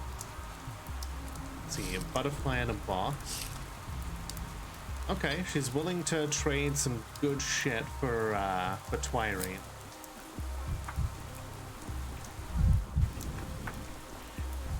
Hi, dogheads. Glass Tower is just over the river, but the only entrance is guarded by the children in weird animal masks. You gotta make it weird. Fighting through children my way through children is beneath me. Those rascals they've dug in. Juvenile gangs are getting out of control. God, it looks somehow like the walkways here look a lot more like raggedy than they did previously. Like a lot more ramshackle.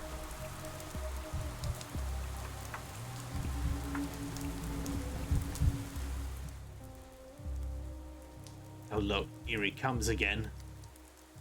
Yay! So you found the genie yet? Alright, have a good night, Ted. Oh no, not a genie. What genie? I hope we don't find a genie. Fuck. Mm-hmm. Oh, the old man's definitely not getting any younger. Got the memory of a giant ancient goldfish. You were asking about the genie just yesterday. I talked to you? When? What did we talk about? 3 days after Simon died. Think we got nothing better to do than tell you the same thing over and over again every day? Third day, you said. Yeah. Got it. Okay. So we're filling in the gaps in our memory so that we can figure things out on like how to alter history the next time we go through this.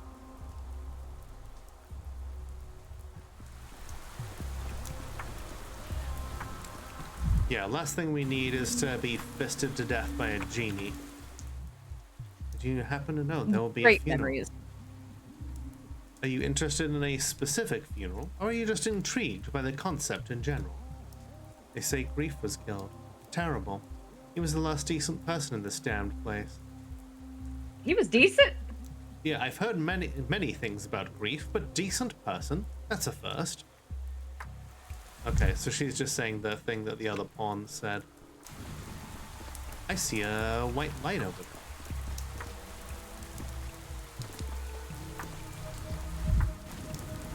That means there's stuff to snag. Ooh, is that a plushy ball? Oh my god. Dribbles. Look at this. Oh my god. Go squeak. What the actual shit? I know, right? I saw that was a thing that they'd updated for the game, but I didn't. But like, that's amazing. What? Yeah, like it was in the patch notes and everything. Squeaky ball? Did it not Squeaky squeak ball. properly before, or was it not existed before? Apparently you like kicked it or something, but now you press it. I could use some quiet. People complained about using the plushie. Right? You monsters. Good devs. The ball makes you manic. I know, right? Hi, Melissa. How you doing? This world can burn unless we get some tracks right. Hell yeah.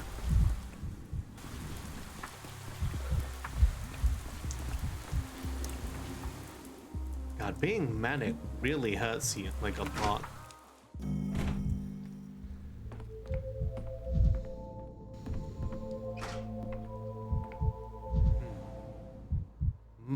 Minotaurs.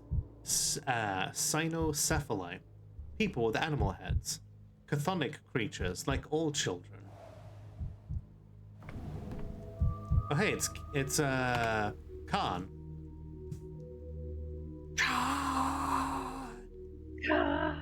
The Kane heir plotted his own course through the path of his family. His followers were called Dogheads. They wore beast-faced masks and lived in the polyhedron.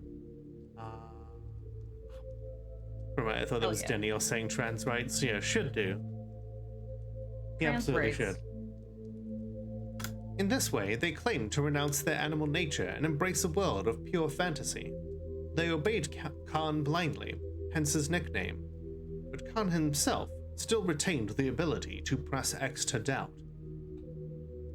Do y'all know the vine of like in all ways except physical, I'm a wolf. And then they like that's how I feel. In always except physical, I'm a wolf. Our tower can perform miracles. Father calls it a greenhouse. But we know it is the rose itself. With all due respect, you just keep visiting at the wrong times. I thought this was Victor Kane's study. It is. What, you don't think it looks right? No, it does, only its owner is missing. Where is he? Ever since Mother died, he only goes to the Cape to visit her. What do you want? I wanted to talk to him about Simon Kane. I can see you don't know our family very well. Remember, don't openly state your intentions in this house. It's dangerous. Uncle used to say the words of a Kane all have a trapdoor underneath, and usually more than one. Are you trying to say they're all liars? Uncle called it dialectics. You can swindle with the truth alone, you know. The world is a deck of cards, he used to say, and the most important ones are always up someone's sleeve. Which of your uncles were you talking about? The one that's dead? Or the one that's alive? I don't remember now. I was little, just like a baby tooth when they taught me cards. They taught me to slip jokers into my opponent's decks, and to play dead, too. You think this is Balatro? What do you mean, play dead? It's a term in cards, when you pretend not to notice your opponent's manipulations, and it gives you an advantage. I knew a man who gambled his whole family away. If he was stupid enough to wager his family, he deserved it. I hope you aren't like that. Remember, everything is a game in the Crucible, and everyone else is a joker. The cards are either marked or from a different deck. That's what Uncle used to say. Now, the only card game I know is Go Fish. Amazing. Kings are a strange family. Perhaps Victor, the only reasonable member, would speak with me. What about the family thought? What about what the family thought? I don't know if I'm reading that right. Oh. Oh no, my inventory. It's full. Whatever shall we do?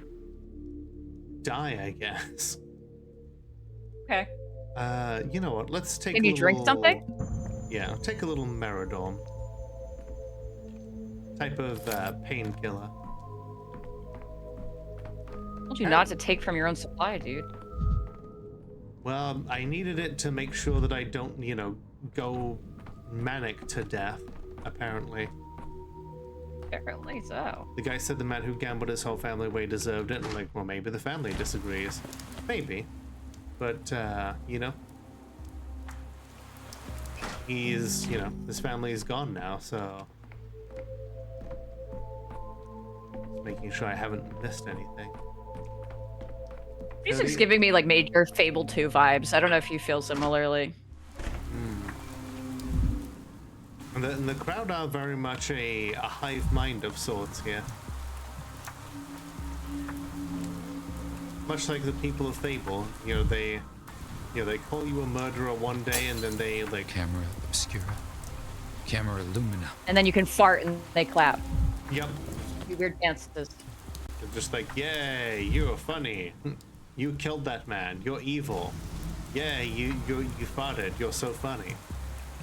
You did charity. Now you're not evil anymore. Is the crowd a hive mind, or do they just all have the same script? I think the answer to that is yes. Yeah. It's just like Adam Sandler. No, Adam Sandler could never come up with something as cool as Pathologic. Okay, but that would be really funny though if Pathologic 4 is just like Pathologic, but it was directed by Adam Sandler. Oh no. Perfect for Like, the changeling. That's what I'm saying. Like, that'd be funny as hell. Like, could you imagine? Well, Wes Anderson would be perfect for doing a Pathologic movie. in a really stupid way. Like if you wanted a really dumb movie, Wes Anderson. If you want really serious, what is it, Eggers? The Dave Eggers, the director of like The Lighthouse, or is it? I don't think it's Dave Eggers. Maybe it's Robert Eggers. I'm not sure. I'm terrible with names. Eggers. Oh yeah, it's Robert Eggers. Dave Eggers is a author. Colorful glass shards. When you look at them, the world shatters and just a bunch of like colored. Let's see. When you look through them, the world shatters into a kaleidoscope of smaller worlds, and you see what you usually don't notice. It should only be done when there are secrets not yet found, as noted in the corner of the map. Reminds me of drinking Twirine as Artemy, and like the game would just reveal a secret area. Oh yeah. That's Sandler core.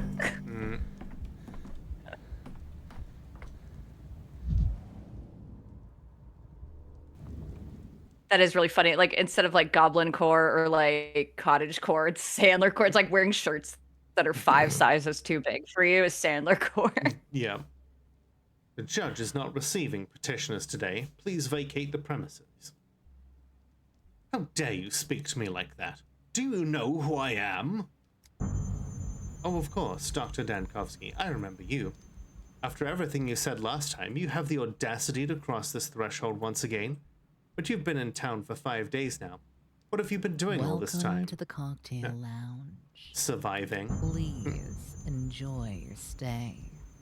Thank you for the follow. Follows are anonymous, but always appreciated. Feel free to hang out and chat if you want, but never feel obligated. Unless you're Rob Schneider. True. Is it a hot take to say you think some of Sandler's early movies hold up relatively well? Okay, but like Billy Madison's really fucking funny. It's been way too long since I've seen like any of them. I will die on that one. Billy Madison's really fucking funny. Fair. And it has the line like, well, if peeing your pants is cool, then call me Miles Davis. Which like again holds up. Also, Chris Farley is the bus driver that eats all the kids' lunches. Okay, I just found important news. Let's see.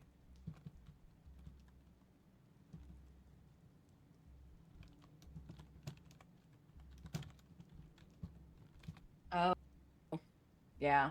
So according to Bloomberg.com, NVIDIA halts plan to invest $100 million in OpenAI. Sorry, $100 billion. So if they're halting their plan to invest all that kind of money, pop, pop, pop, pop that bubble, pop, pop, pop. Yes, we love to see that. Yeah, no, like I'm sure there are plenty of jokes in Adam Sandler movies that just do not fly for most people today. And I'm fine with that because a lot of them are not tolerant of diversity. Hell yeah. Fuck 'em. Very well. Tempus concilium dabet, which is time will provide a plan. Oh, it literally just kicked me out as well. Okay. So where now? They say today Victor will be found at the Cape. Oh no, the depression is making me go really slowly. Oh, don't you hate when the depression just catches up with you? Oh no. Oh, that's apathy has almost consumed me. I need a pick me up, drugs or something else. Okay. Apathy is death. Apathy is death. Twirine. Holy shit! Look at that. Shapes back. Okay. Cool. Yeah, for the people who say this isn't a survival game, it is a survival game. It's just a different kind of survival. Instead of, you know, tending to your body, you are tending to your mind. Let's see. I heard there And was it's some... still really fucking hard to manage that. Uh-huh. I heard there was some AI Because dev everything toolkit changes your mind. that just announced in which folks think games are going to be AI in the future. Well, if someone's pulling back $100 billion... Oh my god, Mono. I'm sharing that with Jamie. Oh, let me check. Let me look. It's gonna be good. Oh, well, it's a raid. Oh my god, Hikaru! Welcome in! Thank you so much for the raid. For those who don't know me, my name is Lola. I'm the world's only Molotov cocktail VTuber. I checked, and today we are playing Pathologic 3.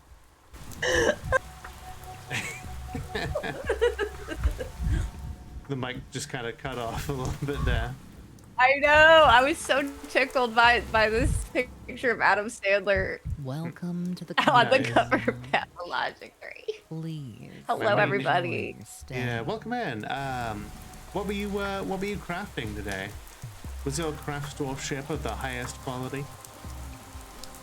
Pathologic 3, Daniel's 12-day ketamine adventure. This is like Daniel Dankovsky's bogus journey because he is unstuck in time. Oh god. How many nights are in or how many days are in Pathologic? 12 in total. I went like 12 crazy nights instead of 8 crazy nights. Yeah. For the Hanukkah movie for Adam Sandler. Gotcha. Except of course, in this version of the game, right now the timeline is so fucked because of Daniel's inaction that we don't even get to make it past day 5. Let's see. It was actually the other Hikaru that you were interviewing. Oh, gotcha. That reminds me, I need to double check. February 6th. Okay. February 6th is the... Okay, that's when we're doing the interview. Okay, cool. I need to, just trying to make sure I don't forget. So yeah, next Friday, we will have to like put Pathologic on pause for like the interview that I'm doing with Hikaru then, and Oh, okay. yeah, and people were asking if I wanted to like do a game night after that, and do you have a copy of First Class Trouble? I may. I think it might be on Epic. Yeah, because it was available free on Epic at one point, and they do allow the cross-platform. Let me see if I got it. First Class Trouble had an update yesterday, I think. So I was gonna bring everybody in for a game night, and if you're around, same time Friday, you are welcome to hop in after the interview. I would love that. Let me check and see if I have it in my library. Yeah. It's very much a first come, first served. Oh, I do have First Class Trouble. Baller. Fuck yeah. Is this like an Among Us type game? Yes. I hope that you're prepared for me to just accuse everyone blindly with absolutely no justification for my accusations. Good. And the imposters or personoids cannot kill people by themselves with just their basic attack. They have to take advantage of environmental hazards. Yes, there are environmental hazards where it's possible to die by accident, like sabotaging oxygen, using one-off like kill syringes, that sort of thing. Victor Kane, pragmatist, young brother of Simon and Georgi. If the Kanes are the shining mind of the town, then Victor is the hands that create the bricks for building castles in the air. All his life, he made sure the gears of fate in this unusual family turned in harmony with one another. Perhaps that's why he enjoys assembling clocks. It seems he was the only one who could rein in the impulses of Wild Nina, his late wife. How's Pathologic going? We are currently wading through the absolute failure that Daniel has made of himself. We haven't gotten to the non-linear time part yet. We're just meeting all of the cast, and figuring out just how badly Dankovsky has fucked up. 100 years? No, too much. 40? No, not nearly enough. Yes, I found your brooch this morning. I remember when we stood on the pier and you dropped it. I jumped into the water to save it. How impudent I was. Please don't say that. You know that I... Who are you talking to, Victor? There's no one here. Oh, it's you. What are you doing here? Haven't you had enough? Are you here to argue some more, to beg forgiveness? If it's the latter, it's too late. It won't make a difference. It's never too late. This is a game about well-adjusted people. Oh yeah, they're all very well adjusted, and like, yeah, the Kanes very much are people who want to build a utopia, but that doesn't necessarily mean a paradise. They want to build a town that is impossible. So it's a utopia in the traditional sense of the word, because utopia is, refers to basically an unplace, a non-city, somewhere that does not exist. You want a place that is fantastical, but in order for such places to exist, they often have to be built on the bones of a lot of people who died getting you there. You need not apologize to me. I bear you no ill will. Georgi, on the other hand, won't talk to you. Could you tell me about Simon, then? You're his brother, too, and I'm here because of him. You've been here for 5 days, and visited us twice, and you still understand nothing? Georgi had high hopes for you, Dr. Dankovsky. He expected you to amaze him, and you turned out to be ordinary. You're just stagnating. I wouldn't be stagnating if you were frank with me and didn't talk in riddles. So you want us to do everything for you? You're a scientist, Dr. Dankovsky. Why this idleness of mind? All I want is clarity instead of vague hints. You're Simon Kane's brother. Surely you know something about his phenomenon. Do. Phenomenon. Do. Phenomenon.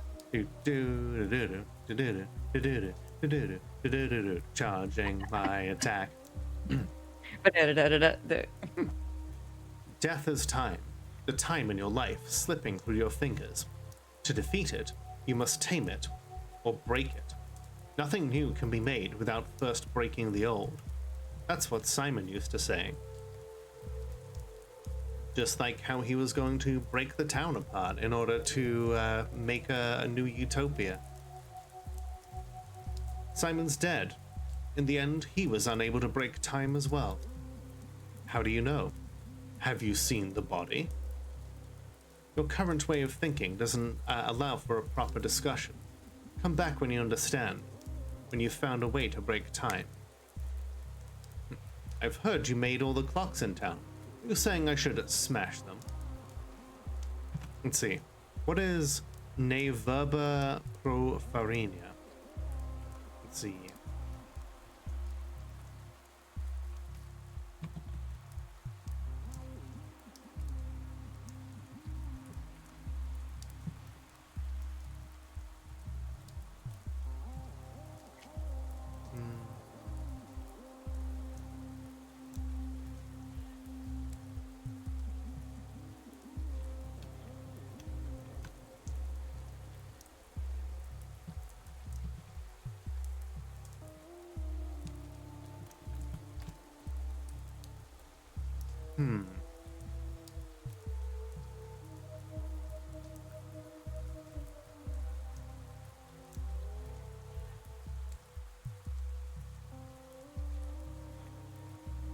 You know, I'm not finding any particular,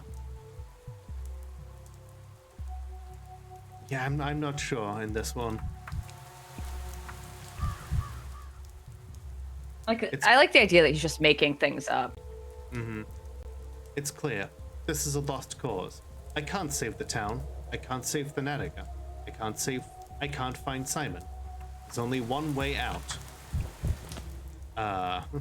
Are you talking about, exiting the Discord server, Daniel? There's no point. Yeah. Oh, lost wow, myself yeah, my apathy in the is whole town. is dropping like crazy. No words for flower. God, yeah, look at my apathy. Just, I think this is a point where I'm like scripted to die, basically. Apathy has reached its peak, and the will to live fades. The last hope is to hold on to a thought. My hand reaches for the final bullet. I will stop if Oh I no, he's manage gonna to get goon. my thoughts quickly. I need to figure out and press the thoughts that will bring me relief before the time runs out. He really is gooning.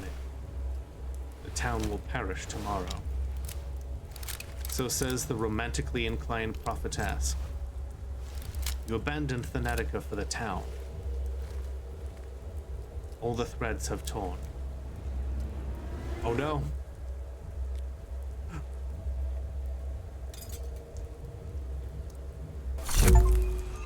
Oh.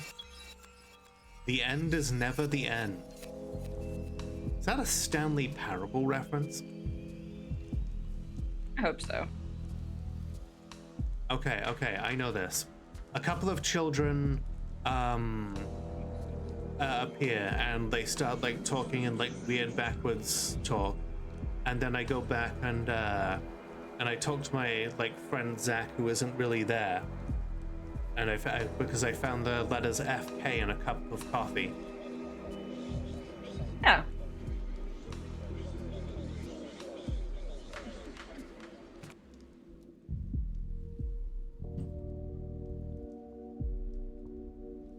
Ooh. What troubles you, senor? Your day is over. Your day is over? That's what you call a bullet in the head? You stand inside a mirrored chamber. Look, one glass in which you shot yourself, one more in which your life goes on. This place allows a man to choose among the possibilities. I don't understand.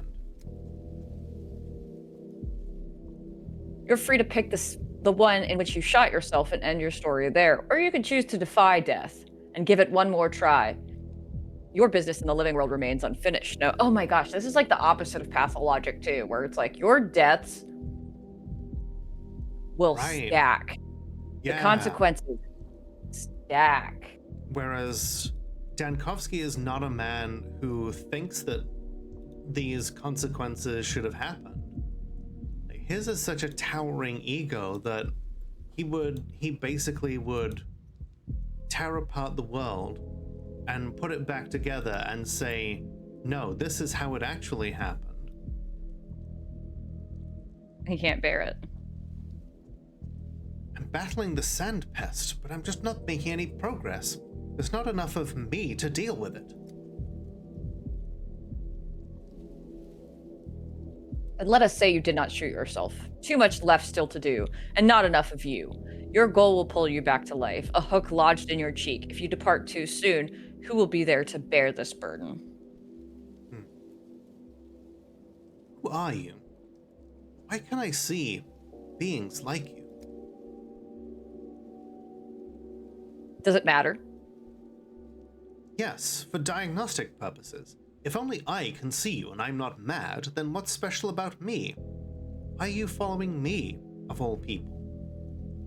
Notice here that this one is called Tragedian and isn't like named after any of the other characters, so is this just one of the stagehands, like a narrator, or is this our personal shadow? The question still is who is following whom? I never leave this place, and you are here, a first-time visitor. Your present fate remains unclear. Are you a body lying, bleeding on the ground, or are you still at the still water, staring at the clock? What about the clock? Is it somehow special? The clock is common as can be, and what you'll do with it is not. Just stand before it and watch the motions of its hands. Oh, it's like it was like interacting with a save point when you were in the second game. Yeah, because like clocks have always, in this, well, ever since Pathologic 2, clocks have been a way that, clocks have made time. At least it is the explanation. It's that they They are the only things in the town that actually generate time in any sense, and without them, the town would basically be outside of time, like trapped like a fly in amber.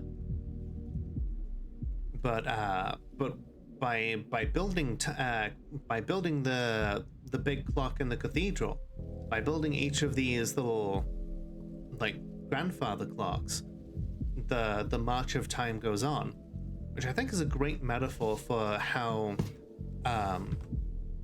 modernization, truly was, people were brought forward, and society was modernized by the creation of all of these timepieces that dictate the flow of our lives. Now Daniel is apparently going to be able to use them as like a focal point to choose where he exists and when he exists. Does that mean I can rewrite the past now? Does it matter? Yes, it does. I must understand the underlying mechanism. Am I in this town or in a memory of it? It's like I'm everywhere at once, both standing here and giving a statement to the capital, acting and recounting my actions at the same time. And now it seems I can leap across days. What should I make of that? And that reminds me, all of this is supposed to be happening. We're supposed to be giving an account of this to the guy who, from the government. Right. We're conducting an interview right now, and Daniel is just like, and then I took out my Derringer and just kind of gave it the old gluck gluck whilst I pulled the trigger like so. Right, and it's like in Persona where you're getting interviewed. Mm-hmm. And they're just like, who gave you the ability to time travel?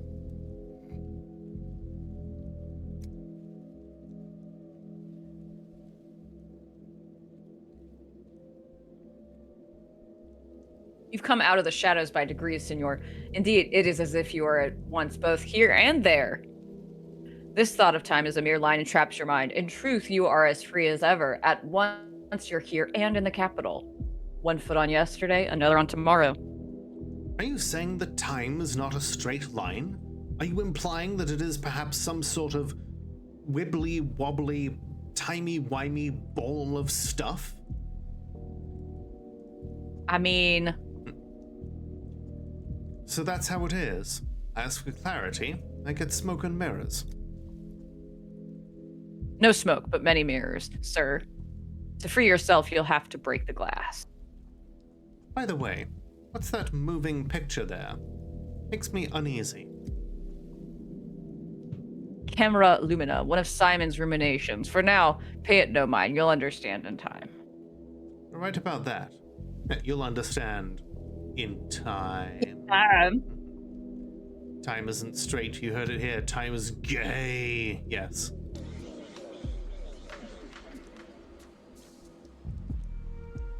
All right. Huh. That is the inspector. So yeah, in a way, we are still conducting the interview. So yeah, this kind of brings me back to what everybody has been saying. The fact that Dankovsky is giving this interview and is traveling back and forth in time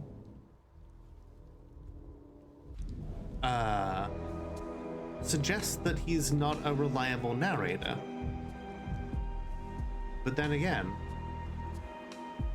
Dankovsky might be a rational man, but we've seen what Artemy Burak could do when he believed the things of the steppe were real. When he took the blood of Mother Bodho and mixed it with the herbs of the earth because he believed in it hard enough. If Daniel really believes that he can come unstuck in time, then is that not true to him? Right, and if this is all dictated by children, imagination. Imagination rules apply. Exactly. Okay, that seems to be okay. Gaining amalgam. Why so jittery, Dankovsky? Why so jittery, Dankovsky? So I guess amalgam is a resource that we use to travel back and forth in time. Their answer is in mirrors. I'm still trying to wrap my head around snuff. The broken ones don't lie. Oh, I broke all of them. I hope that doesn't end the game. Oh. This is fine. We're back at a clock on day 5. Or are we? Wait, no, this isn't, if this was dictated by, yeah, there'd be a lot more gay makeouts and frogs. Gay frogs! They're turning frickin' frogs gay. Ooh. More stuff. Ah, okay. This, okay, so we don't have stuff to load the prototype, I guess.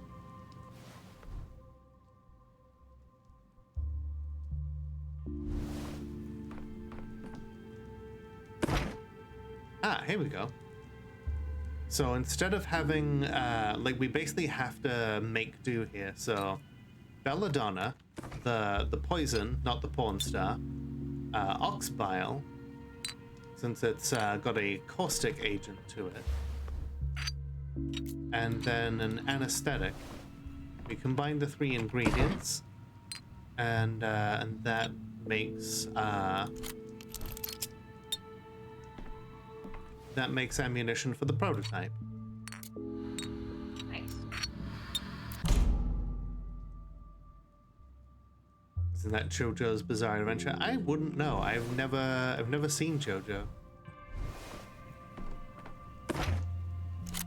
The closest I've come to JoJo's Bizarre Adventure is as a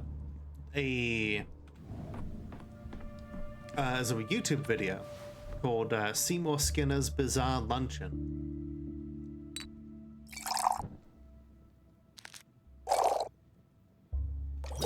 Ah, okay. So we can mix water and morphine crystals to make just morphine. Y'all getting the ASMRs? It's actually quite nice. Y'all got those yeah. singles? Great, like the sounds are so nice. God, there's some good potion crafting games out there. There's one that like has that medieval art style, and I'm trying to remember what it's called. Oh, it's like Potion Crafter? I think it is just Potion Crafter, yeah. Potion Craft, yeah, Alchemist Simulator. Yeah, it's really relaxing. Sounds like you already had morphine and you gave it extra steps. Yeah, but like mixing it with water basically means that like, because you can't just eat straight concentrated morphine crystals, you would die. Femme fatalist. Ava's friend is believe in waiting yourself? so this is Yulia. Yulia Yuricheva, I think her name is. Okay, Yulia Lyuricheva. She came from the capital with the Onera texts, an organization that built the western part of this town. Many of the town's oddities can be attributed to them. Yulia immediately struck me as intelligent, rational, and unhappy person. Yeah, the one that looks like it's all papyrus, yeah. From any 2 vectors, you can add together a point. You want to do this one? Okay. Yeah. Got a cigarette? Smoking is bad for you. But sometimes it's necessary. Did something happen to you? During our last meeting, you weren't so grim. You may not know this, but I'm a doctor. A doctor has no time for cheer in the middle of an epidemic. No, that's too much of an asshole, even for... Yeah. What last meeting? Though you don't remember me? Well, I should have expected that. You're probably beset with new demands every minute. Forgive me, you're right. So much has piled up. Everyone wants something from me. I'm Yulia. Yulia Yuricheva. Fuck. 2 days ago, you came to my house. Tremlin promised to put in a good word for me with the Gaines to make sure they don't exile me from the town. Ah, yes, of course. I remember you. I'm afraid I haven't had the chance to speak with the Canes yet, but I will certainly get around to it. That's a lie, Daniel. I see you're not in the mood, but I thought we had an agreement. I gave you a lead, and you gave me your word. I'll do it all, I promise. Forgive me for the delay. It's a very difficult time now, and everything's just falling apart. Get it together, Dankovsky. Need to find a mechanical clock to restart time. Sounds easy. As easy as anything else I've done in this town.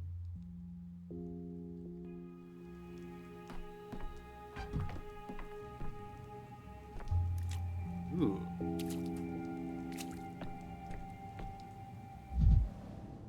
Long voyages are long consumptions. How did it go? And ships are carts for execution. Be quiet, you lot.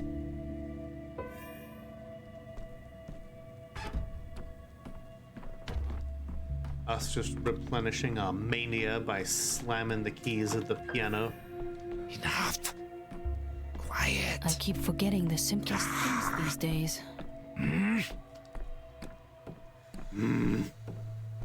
He's just bonkers bananas. I know, right? He is cuckoo for Cocoa Puffs.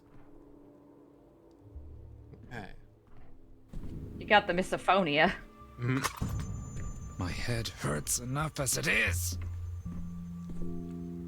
It's Ava. The Stillwater is a failed observatory converted into a guest house. One day, Ava Yan just moved in. She was never chased out because, according to the locals, the Stillwater changes people in strange ways, and someone must bear its attentions. When I arrived, they'd already arranged a room for me at the Stillwater. I saw Ava every day. She almost never went outside. I know, bare feet in this economy for free? You'll think of something. You can take the won't dogs you? out for free. You're back. That's good. You'll sleep much more soundly in the Stillwater than in a prison cell. Simon had good reason to arrange for you to stay here. Good reason, you say. Tell me, this long case clock, how long has it been here? It's always been here. Simon used to joke that they built the Stillwater around it. When Farkad started constructing the Stillwater, the clock was the first thing to be installed. But why do you ask? Is the ticking too loud, disturbing your sleep? Why is the lip sync like that? Because this game was originally made in Russia. Just curious where it came from. So you say it was Simon who brought it here? I don't think he actually brought it here himself. It's quite heavy, but it was brought here at his request, yes. In fact, you're the first one to ask me about it. Most people just don't notice it. Every time I see you touch it, it feels like you can see something that I can't, as if you're being transported by it. What if I told you I saw a ghost hugging a clock just like this one? Oh wait, have you seen me touching this clock already? You can't just go around touching other people's clocks. You shouldn't be looking while I'm touching my clock. That's private time. That's little Daniel. You've been living here for 5 days. Of course I have. Every single day you stand in front of it and murmur something before you go to bed. If I didn't know what a skeptic you are, I would have thought you were performing a ritual. So what exactly has he been doing up until that time? I'm just trying to figure out what kind of place the Stillwater is. Those who live in the Stillwater can get things muddled in their heads, but you shouldn't blame everything on the house. It's unusual, certainly, and built with specific intent, but in the end, it's only a building.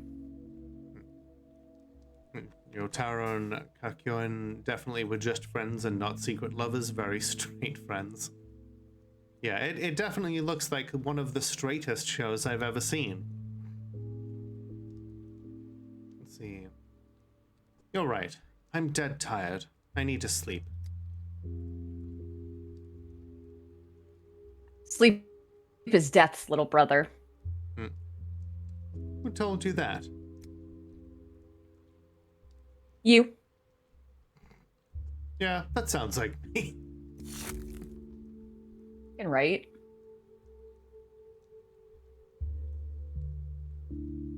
Don't go to bed while you're still thinking so much about the clock. You won't be able to fall asleep. May I take a closer look at the clock? I'll be careful, I promise. So we can open it up, and I'm guessing that basically we can use this as a repository for like our loot. But we can also use it to see the past. Amalgam is required to recall the past. Amalgam is needed both for the bachelor's past and the player's past. Loading a save requires payment. It can be attained by smashing mirrors, and in a couple more ways. So I guess... Okay. So right now we don't have access to any of these days. We could go back to day 4, which would cost us most of one piece of amalgam. I guess the further back in time we go, the more amalgam it costs us. Day 1, in which the calamity can still be prevented.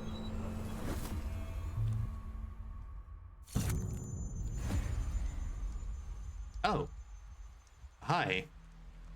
What up? Was not expecting this guy. A hero is someone who dies for others. You are no hero. You're small fish. And then he was just like, so then you killed yourself and you found yourself in a room full of mirrors with a guy hugging a clock. Do you really expect me to believe any of this, Stankovsky? At it again, Doctor. I asked you not to bury me in trifles. Are you here to complain that children stole your microscope?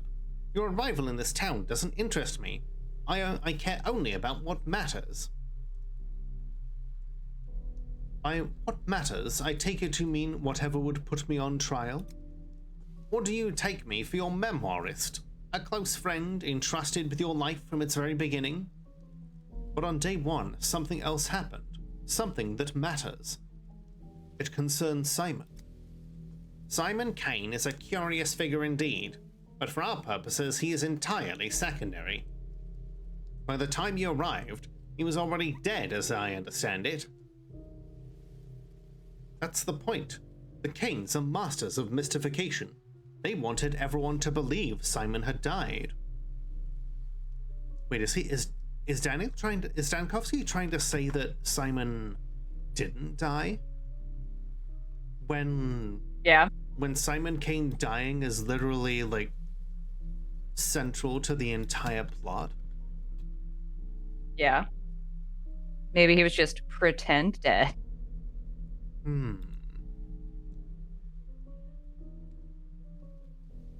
Okay. Fairy tales about immortality again? Do you always call things fairy tales when they're inconvenient or don't fit the way you build your accusations? You still can't grasp my central point, esteemed bitchula. You chased after some old man and turned your back on the fates of tens of thousands of people. This is where your guilt lies. Now you're repeating the same mistake. We're investigating the plague. The plague! The town. Only they matter, not Simon. Who gave you the right to decide what matters and what doesn't? A special commission did. Is Simon connected to the plague? He's not. Is his death connected? It's not. until you can establish that connection for me, I don't wish to hear about your white whale hunt. What I do wish to hear is about criminal negligence. Yes, I'm quite familiar with my my white whale hunt. I was assigned hater at birth. Ahab. I like Very that. well. Let's move on to the other days.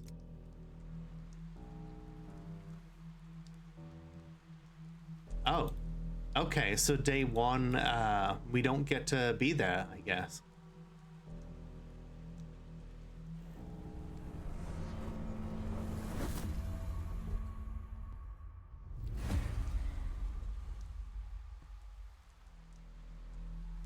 We still cannot get up.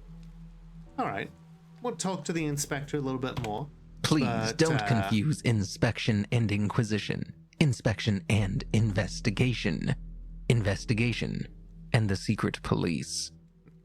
But yeah, we'll talk to the inspector a little bit more after this next break. So, everybody, get up, stretch your legs, grab a drink, kiss your wife, you know, whatever. Do whatever it is you need to do, and we'll be right back. Is the plan you're looking for. In the case of nuclear or radiological fallout, people living around potential targets such as military bases and chemical plants may be advised to evacuate. Protection from radioactive fallout will require taking shelter in an underground area or in the middle of a large building. Fallout shelters can be any protected space where the walls and roof are thick and dense enough to absorb radiation. The more distance and time you put between you and the fallout particles, the better. After radiological or nuclear fallout, you shouldn't leave your shelter until officials say so. The length of your stay can range from a day or 2 to 4 weeks, depending on the extent of the contamination. People who are allowed to come out of hiding may be evacuated.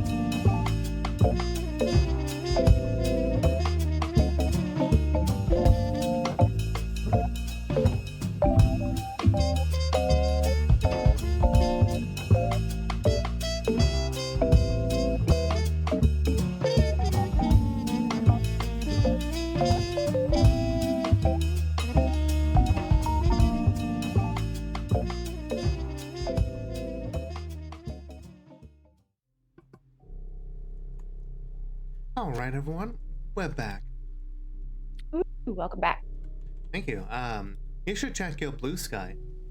You've been tagged.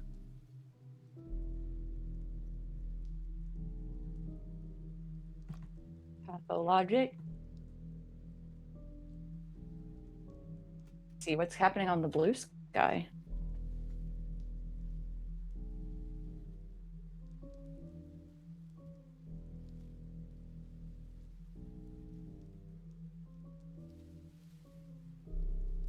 Oh my god, yes. Right? Let's go. That's fantastic. I love that so much. Right? Thank you, Mono. Yeah, it's really cool. I love seeing like all of Mono's like cool doodles and he also does some good like fully rendered art as well, but like that just like That bitch face you have is everything. I know, right? This is not resting bitch face. This bitch face is active. I have refined this bitch face over centuries. I was born in bitch face, molded by it. You've been going on about the second day. What are you implying exactly? According to our information, there was no plague in the town yet. There was nothing to research, besides the still water and its charming mistress.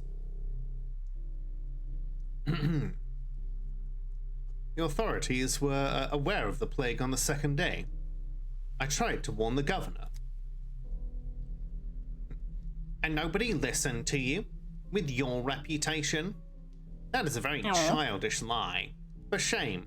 Next thing you'll tell me next thing you'll tell me is the cup was broken by an invisible dwarf, not you. Wow. Little racist there, Inspector.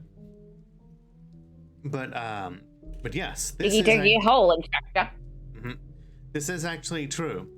On the second day, Denkovsky needed to basically have a titanic amount of effort put in to try and prove that a plague was even happening. They did listen, or they tried to. If not, I wouldn't have had anything to work with by the third day. And the Sabarovs used their emergency powers to shut off the town and prevent Daniel from escaping. You cannot possibly know whether the town was clean on the second day or not. You hadn't opened the hospital yet. You understood nothing about the sand plague. And pardon my frankness, but I'm not interested in your hypotheses or speculations. I need hard facts. I've got some hard facts for you right here, Pantscrab.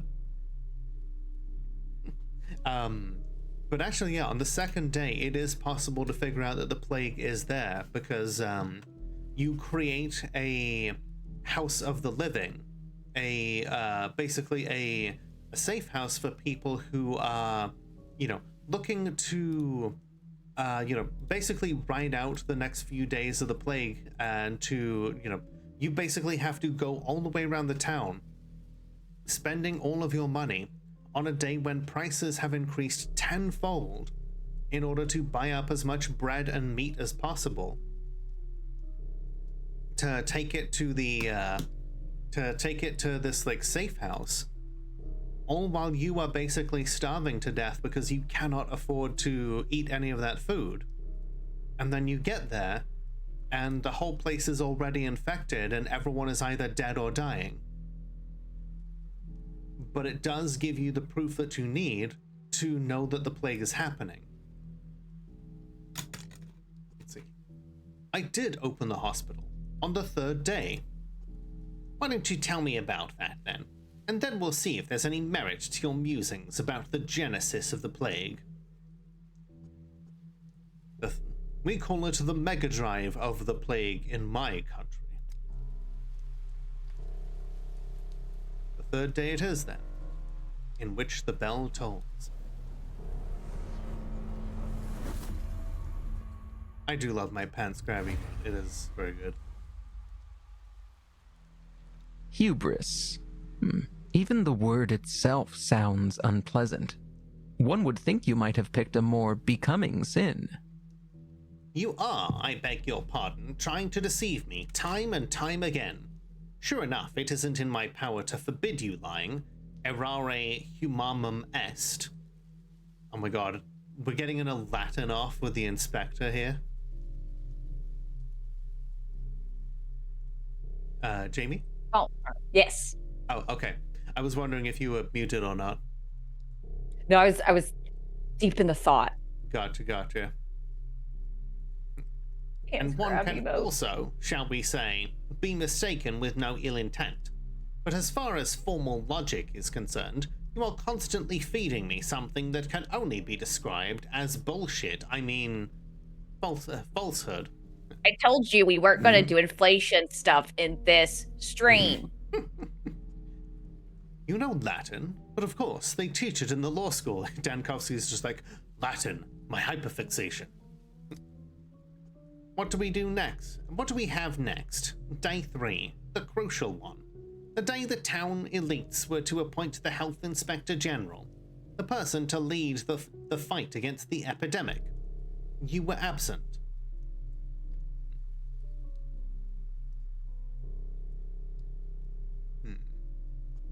My office in this town was that of a chance visitor. Can you comprehend that? Or are you willing to admit that my invitation was orchestrated? Do you admit that this whole thing with Simon Kane was nothing but an excuse? They wanted to shut down your lab and you just shirked your responsibilities, scuttling away to the back of Beyond and abandoning your brainchild for your junior colleagues to deal with. The captain was the first to desert the sinking ship.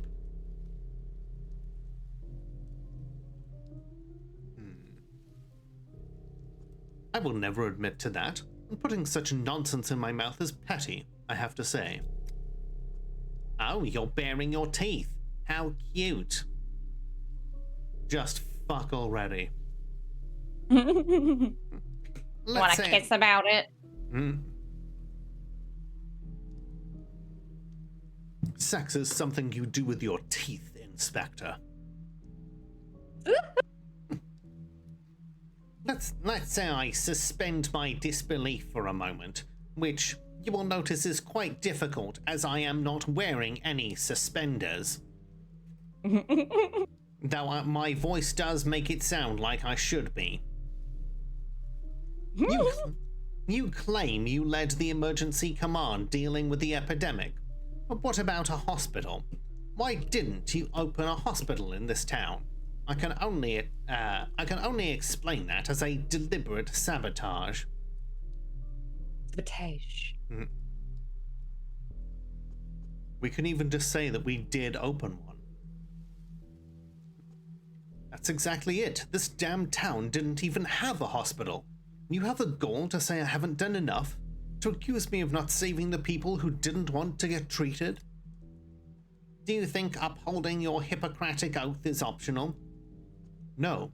That's why I opened a hospital and started saving people, even though they repaid me in hatred. So now we are basically just rewriting events. But are we actually rewriting events, or is Daniel just refusing to accept the consequences of his actions?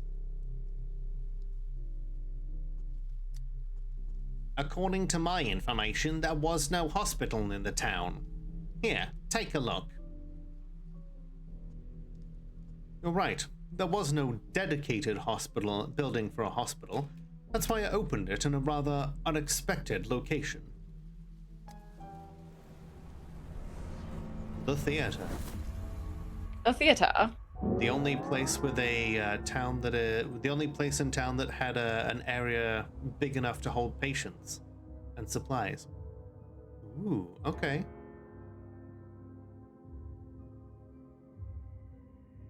So today is day 3. I wasn't the only one who found Ruben's hideout on this day. The attackers tracked him down and killed him. We can alter the course of the events. What have we talked about? I can't remember anything. I'll have to go back to learn what the dogheads told me before. Ooh, that's fun. But where do we? I like the way this is out. Right? I think it's probably, it makes sense to start on day 1. We could literally go straight to day 12. One of my favorite things about this game, Tara, is that like because they say it's imagined by children, it just gets to be whatever it wants to be, and the rules you just throw up in it like you throw up all the rules of fantasy and reality, and you just see what comes up. Pretty much. Like, yeah, this game is very much just it's both a play and it's imagined by children. They all await a leader to follow. Begin the 3rd day. Oh. No mistakes. If I die with no amalgam, death will be final. It's crucial to always have some. Day 3, in which the bell tolls. I guess the inspector was interested in hearing about what happened this day more than anything. I always remember important items, artifacts. Small things are forgettable. Consumables are not transferred between days. They're waiting for me in the clock on the day when I collected them. Ah, okay. An interesting way of resource management. But yeah, it is 10:30. At least my time, and I know that that's a fair bit later your time. Yeah, I mean, how are you feeling? I know we just saved, so it might be a good time. What do you think? That's what I was thinking, and then like start winding down. Yeah, next time we can like leap into the 3rd day and bring ourselves back into where all those crucial events took place, and how we can start maybe unfucking this timeline. Or refucking this timeline. Yeah, exactly. All right. Yeah, it's super a toss-up, Tara. You're not crazy for thinking that like certain things are not lining up, and again, anachronistic, and it's like, again, it's like Animal Crossing is, where Animal Crossing is through the lens of children, where you just go to work whenever you want, and everything's given to you without any interest and things like that. With everything else going the way that it is, it's like all of these people are fighting to impress their version of reality upon the world. And it's like, which one will end up being the correct one? I guess it depends on who's willing to fight the hardest to make it happen. But hey, before we find someone to raid, y'all have been busy tonight. I'm gonna start here with Mono's artwork here. Love this. Jamie and I. Jamie's looking great with the book in the background there. And then, oh man, and Mono's brave enough to draw hands. I know, right? And I am the active bitch face here. And yeah, it looks really good. And then we've got two pieces by Jamie, because Jamie is a wonderful friend, and I am blessed that, you know, she just kind of sits here making cool art and having awesome conversations with me while we do this.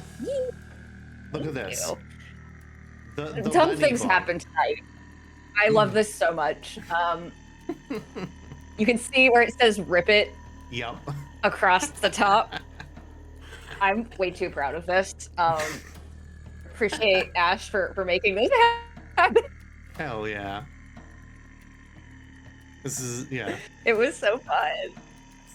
I love the I love the glassy eyes here. Like it's great. It really does kind of look like it's made of glass. Thank you. The fine art. Mm-hmm. And then last but by no means least, our boy Sticky, who's never done anything wrong. Literally never. Giving him the crown he deserves. Right? dude like stole tools so that we could rebuild the Alembic and like get some cool like herb solutions to make our way through later days in Pathologic 2. And that's king shit. I think you can all agree. The frog bong will haunt my dreams, so you're welcome to. Good. Frog. The frog bong. The frong, if you will. A giant rip from frog. The rip it is just like, is still like the best touch for me, I think. There's layers here. Mm-hmm. Ooh. Yeah, but it was so much fun. The sticky one just came together too. Some nights it's like you get started and nothing is working correctly, but it felt like everything was just coming together the way I wanted for both pieces. So we'll take that for what it is. I'm really happy. All right, well, thank you. I think I know exactly who I'm going to raid then.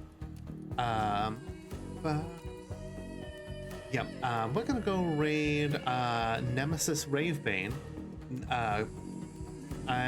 Good friend of mine. I know her because she is, well, we first met through Baffy the Sappy. The two of them are dating. She is doing a donathon for her for a surgery fund. I don't know what surgery, but maybe we can ask when we drop in. So, patrons, let's before we do that, thank you for watching. If you enjoyed that, please feel free to like, subscribe, leave a comment, do all the cool things that make the algorithm go burr. And a big shout out to my tier 2 subscribers, Valtteri and Fizzypuff. However you support me, it helps me make as much content as I can.